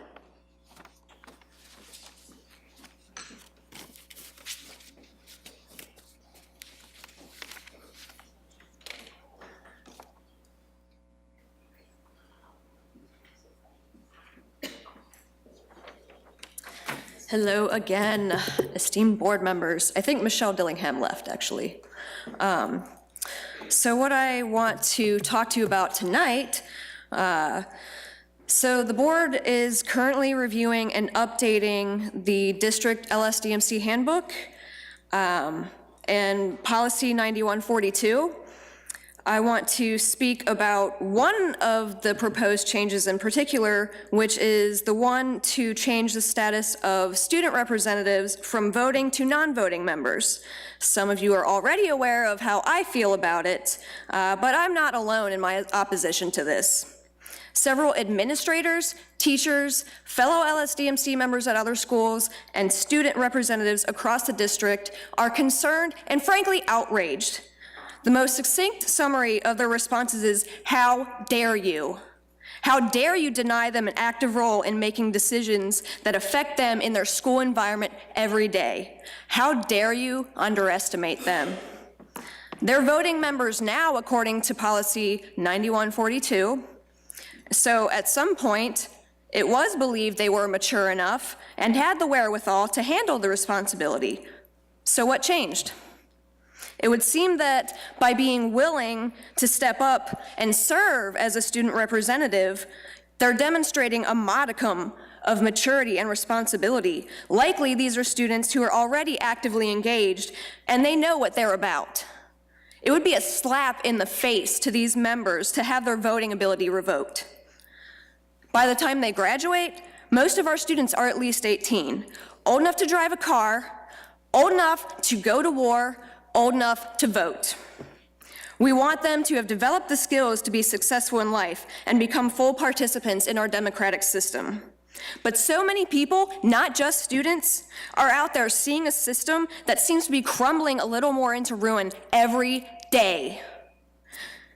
And they're feeling so disenfranchised, so disillusioned with the whole process, they just check out. We're seeing people get elected to do what's in our best interest and then using the position to do what's best for themselves. Is it hard to imagine them thinking, why bother to participate? Why would you do something that reinforces that feeling of powerlessness? My final point that I want to make is that your end game with reviewing the handbook is to revive and strengthen LSDMCs, which I'm all for. But a decision like this, in a time like this, in this political climate, it'll have the opposite effect. And I extend an open invitation to all the board members, Superintendent Mitchell, Ms. Wagner, if you were so inclined. Dater High School's next LSDMC meeting is Monday, May 21st at 3:45. Welcome to join us. Thank you. Ms. Michelle Dillingham not here? Okay. Jacqueline Ennis.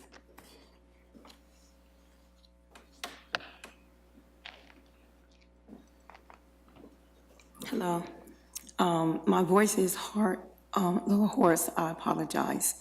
I thank you for allowing me to be here. I want to say congratulations to Ms. Mitchell for being Cincinnati Public Schools' new superintendent.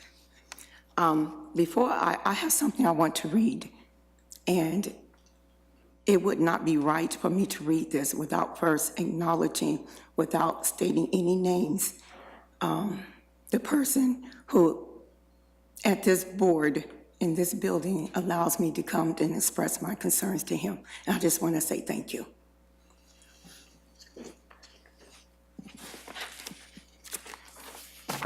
I just want to read this, please.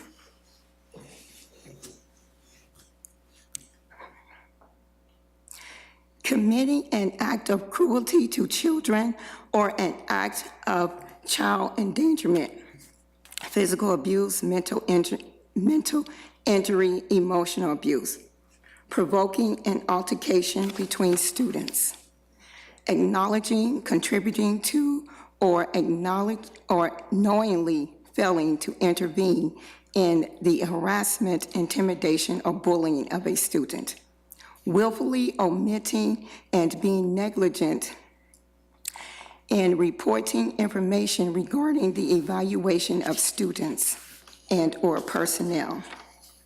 An educator is entrusted with information that could be misused to embarrass or damage a student's reputation or relationship with others.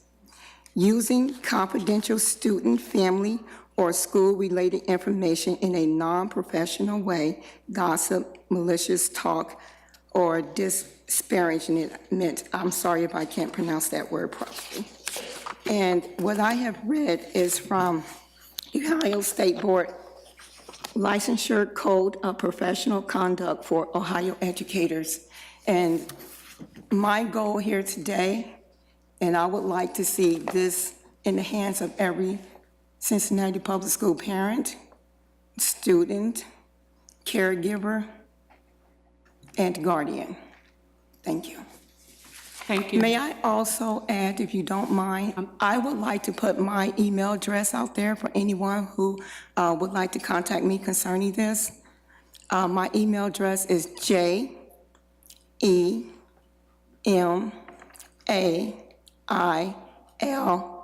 that's L, I'm sorry, the number 2, the letters DAY. That's JEMAIL 2, the number 2, day at yahoo.com. Because I think this is important that the parents needs to have these. Thank you. Thank you. Meredith Blackmore.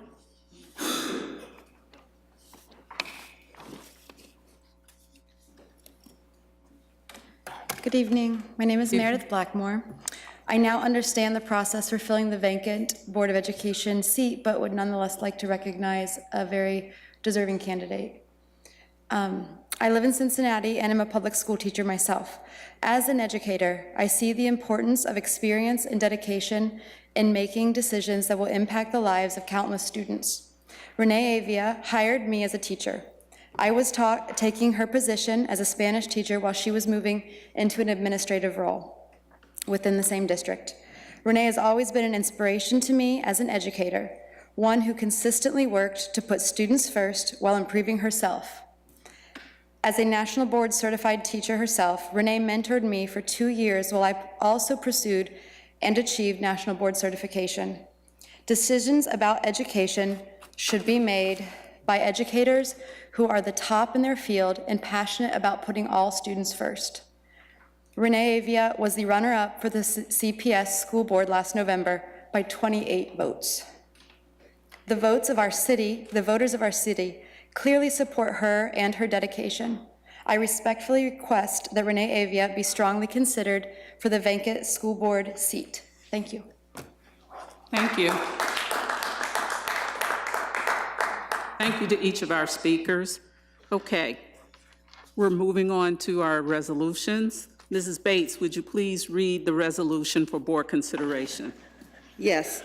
On behalf of the board, I have a resolution in recognition of Teacher Appreciation Week, May 7th through the 11th, 2018.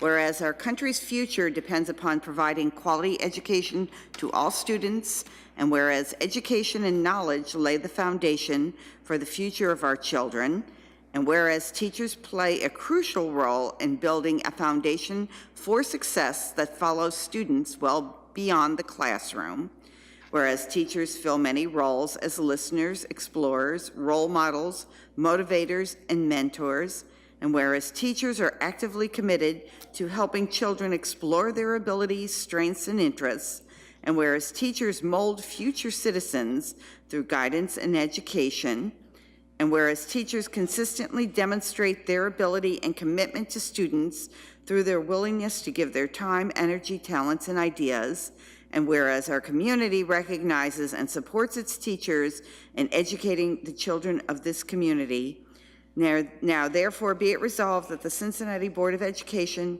proclaims May 7th through 11th, 2018 to be Teacher Appreciation Week, and be it further resolved that the Cincinnati Board of Education strongly encourages all members of our community to join in with personally expressing appreciation to our teachers for their dedication and devotion to their work. I move this resolution for adoption. Is there a second? Second. Any discussion? Ms. Wagner, please call a roll. Mrs. Bates? Aye. Ms. Bolton? Aye. Mrs. Copeland Dansby. Yes. Mr. Morosky. Aye. President Jones. Aye. Ms. Bolton, in place of Mr. Messer, would you please present the resolution for board consideration? Yes, thank you. It's a resolution approving additional students eligible for subsidy, or as we know it better, reimbursement in lieu of transportation for the school year 2017 to 18, the current school year. And I submit as written on behalf of Mr. Messer and hope for adoption. Is there a second? Second. Discussion? Ms. Wagner, please call the roll. Aye. Ms. Bolton. Aye. Mrs. Copeland Dansby. Mr. Morosky. Aye.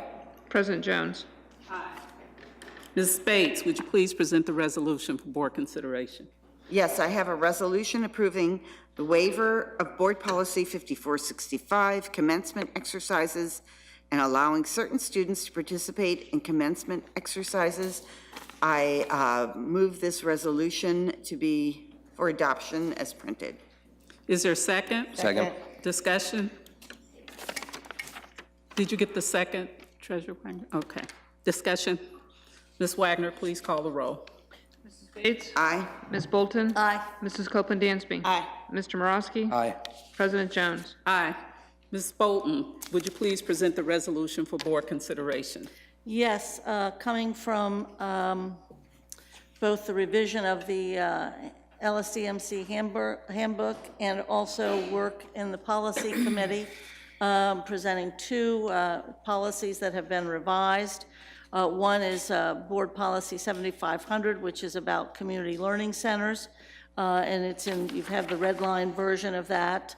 The major change of it is addressing a little bit more regarding the academic growth and positive school culture reference. Also, we found that indeed with the community learning centers policy, it was, I believe, it's a hallmark policy, 7500. And so there were minor corrections and changes in dealing with some of the powers that the LSDMC, the community learning centers deal with. And then, should I do each of them or can I do both of them at the same time? If you clarify why they're together, because I Okay. had that question. They are together because they are both going to be moving, I think, into the 9100s. Community Learning Centers was classified as 7500 series because of its facilities. And really, it's really much more about community engagement. And so that's why they're together. And then the second one, which is in the 9000 series, is dealing with parent and family engagement. And very frankly, that's all that it deals with. And the reality was we don't have, and I know policy is beginning to work on this, we don't have a community engagement policy. And I know that Ms. Worley has started on that effort as well. This is specific to parents and families, whereas the one that's in evolution is going to be about community engagement itself, a much broader piece. So the community learning centers is moving into the 9000s and out of facilities with those changes that you see before you. And parent and family engagement has the changes, particularly things like including direct communication regarding students, academics, behavior, and attendance. There's a reference regarding support systems for students and families, local or district-wide parent councils, and advisory groups for specific purposes. So we're widening those things that we want to see parents and families involved with. Those are the revisions out of policy. I don't know if the chair has anything from policy, but they grew out of the LSDMC efforts because these are also included in the LSDMC handbook. Is there a second? Second. Discussion or comments? One Yes. thing, do we need to vote separately on them? No? Yes. Yes, Well, no?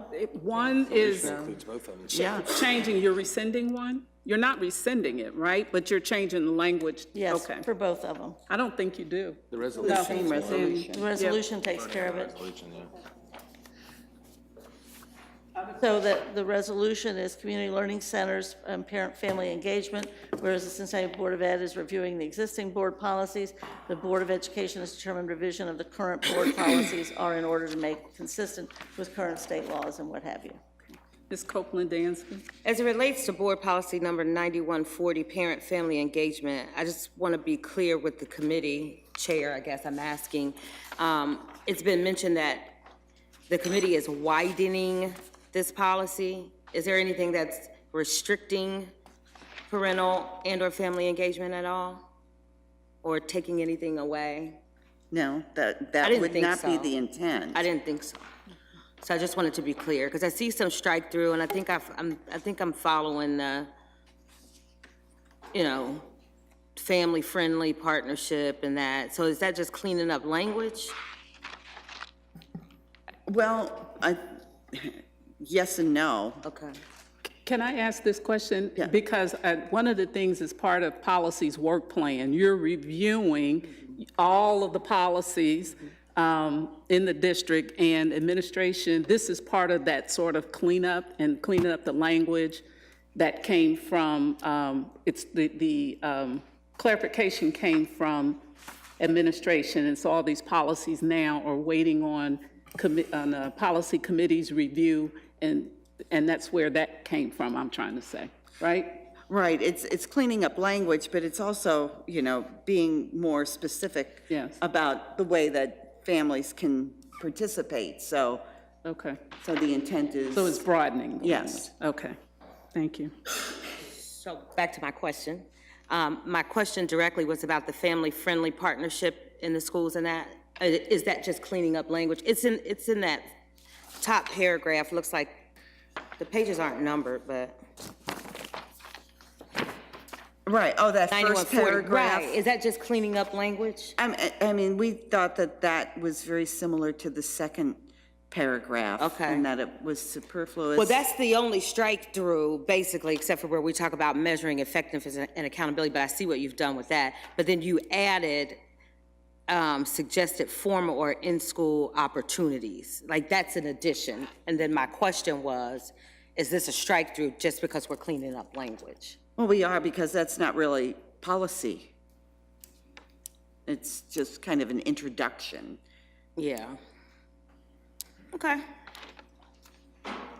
I would add real quickly on that policy, I think to your point, cleaning up language, we think the next to last paragraph, it's much more assertive. Every school shall have at least one. Yes. That's stronger. And then we've also, over the years, seen where we have a number of different kinds of groups that are quasi-parent and family groups, and we wanted to make sure that those were in as well. Right, and I think what I heard you and the chair say is this is not an exhaustive list. This is Exactly. suggested, right?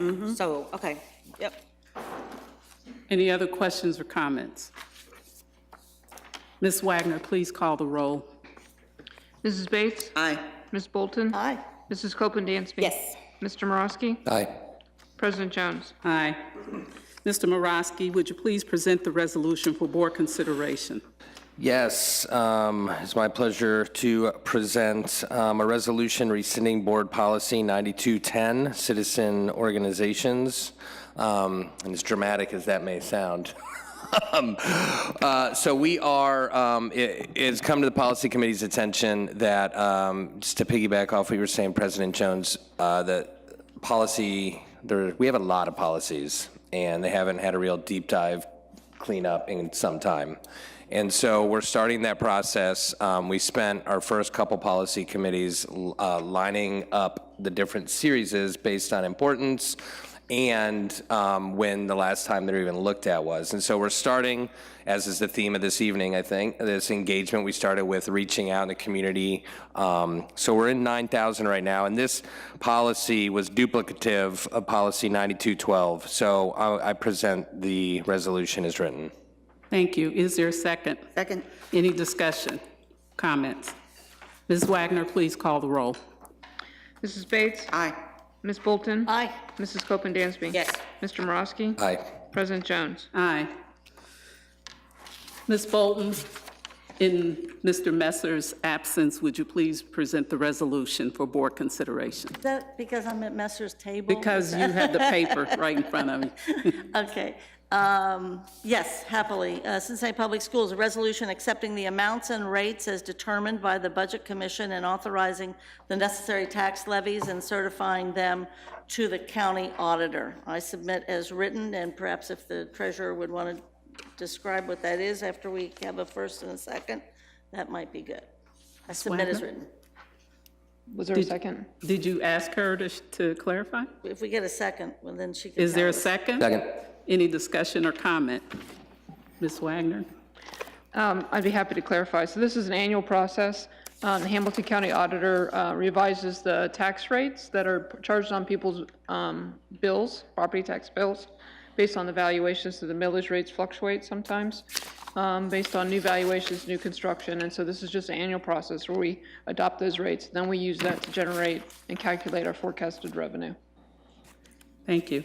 Any other discussion or comments? Ms. Wagner, please call the roll. Mrs. Bates? Ms. Bolton? Aye. Mrs. Copeland Dansby? Aye. Mr. Morosky? Aye. President Jones? Aye. Thank you. Superintendent Mitchell, do you have a report? I do. I have so many wonderful things to say. I'm going to hold some things until the next meeting, but I do want to highlight just a couple of things. First of all, it's with great sadness that we acknowledge that 2 of our Cincinnati Public Schools staff members have passed away, and you may have noticed that in the recommendations. Michelle Calhoun and Arlene Gianamore passed away, and so just wanted to acknowledge those 2. On a little bit of a happier note, this year we launched our very first My Tomorrow Day Talent Showcase. Rolanda Smith, Tracy Stillwell, Michelle Hughes, Butch Gibson, Izzy Rudnick did a outstanding job. So it was on a Friday evening, and it was the best night. Marlena was there as well.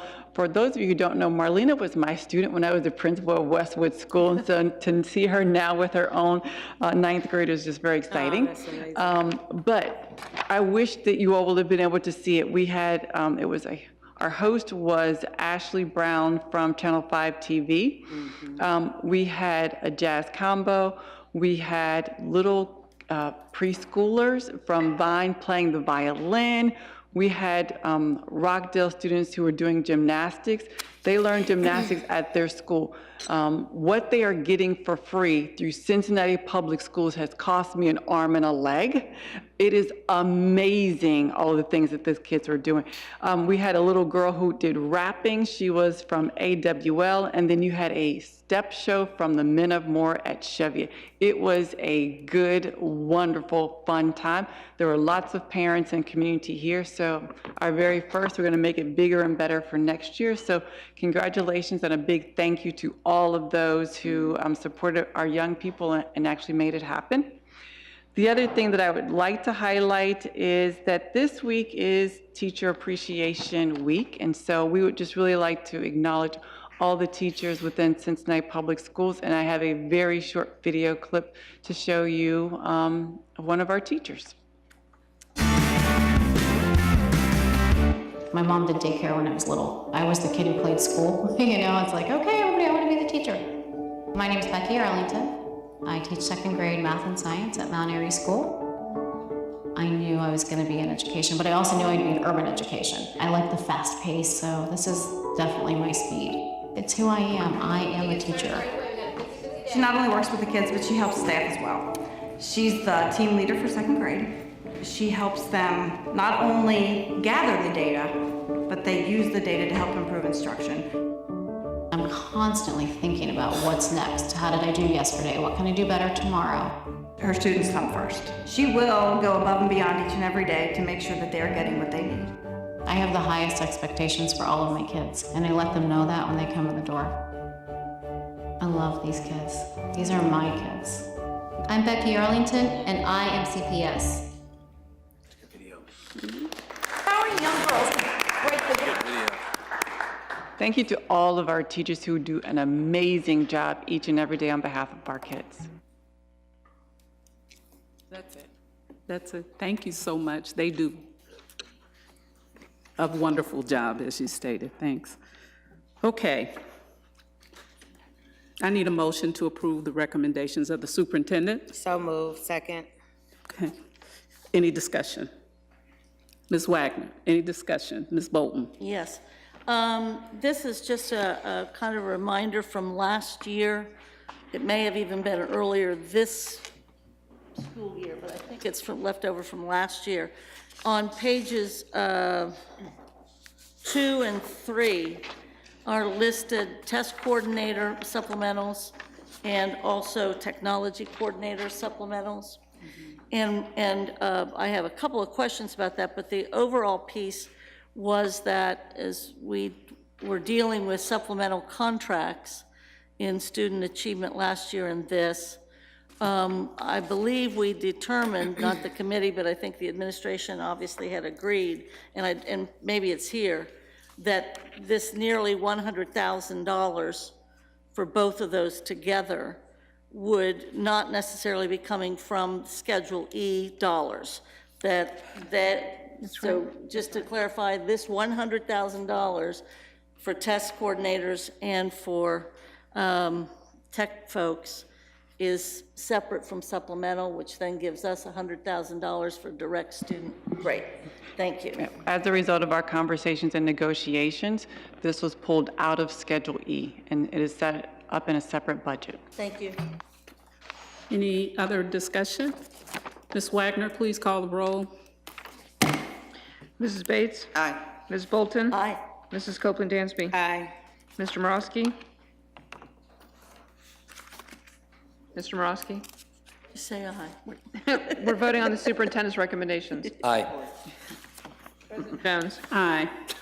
Thank you. Okay, there are several items on our agenda for inquiries and updates. Treasurer. Oops, please call the roll. I did I just did the treasurer's report. It was motioned and seconded. That was the superintendent. That was superintendent. Promise. Okay, all right. Is there a second? Is there a motion to approve? So moved. Is there a Second. Discussion? Okay, and the reason I got that confused is because that's why we asked her to discuss, because it had been moved and seconded, and we waited until we moved and seconded before we asked for a discussion. Okay, Ms. Wagner, please call the roll. Mrs. Bates? Aye. Ms. Bolton? I don't, aye. It's clear. It's clear. It's Copeland clean, I Dansby? promise you. Okay, we didn't discuss, but I don't have anything to say. Mrs. Copeland Dansby? My mind is absolutely clear on the treasurer's report. Vote aye. I say yes to the treasurer's. Mr. Morosky? Aye. President Jones? Aye, and I did. I promise you. Okay.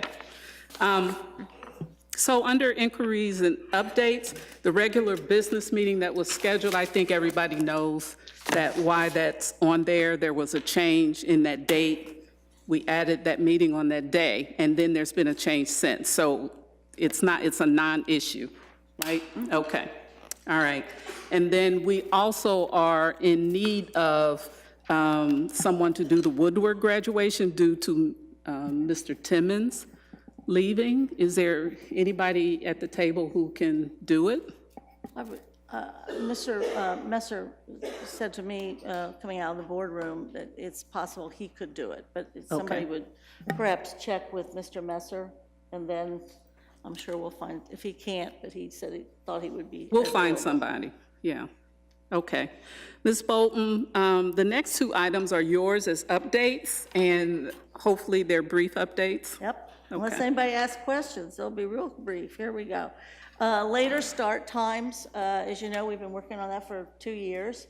And we've been doing some engagement through the engagement department, and we are reaching a conclusion by the end of May. That was the assignment, that there'll be a report coming out of student achievement and out of the engagement group as to what to do and what not to do. And it's my understanding that the initial decisions are that we won't be putting anything in place for next year regarding later start times, in part because we're not yet convinced of all the things that have to be considered, and certainly there's a lot of logistical issues as well.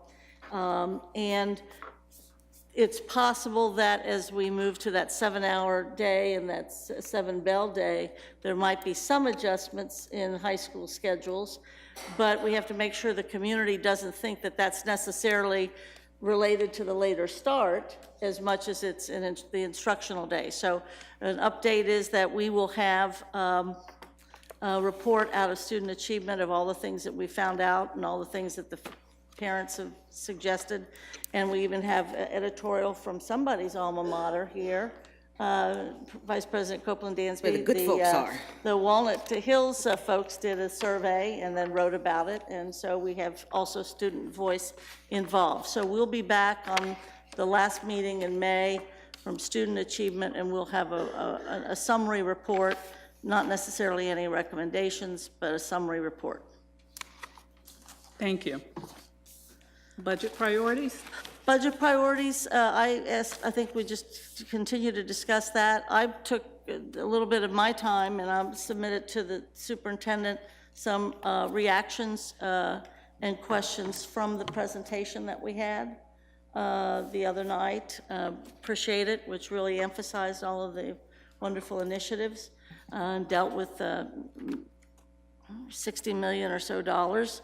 And if it would be all right, I'll just submit those questions and give copies of those questions to the, we're supposed to do it through, I think, Ms. Davis, and I have those, so then she'll hand them over to the superintendent.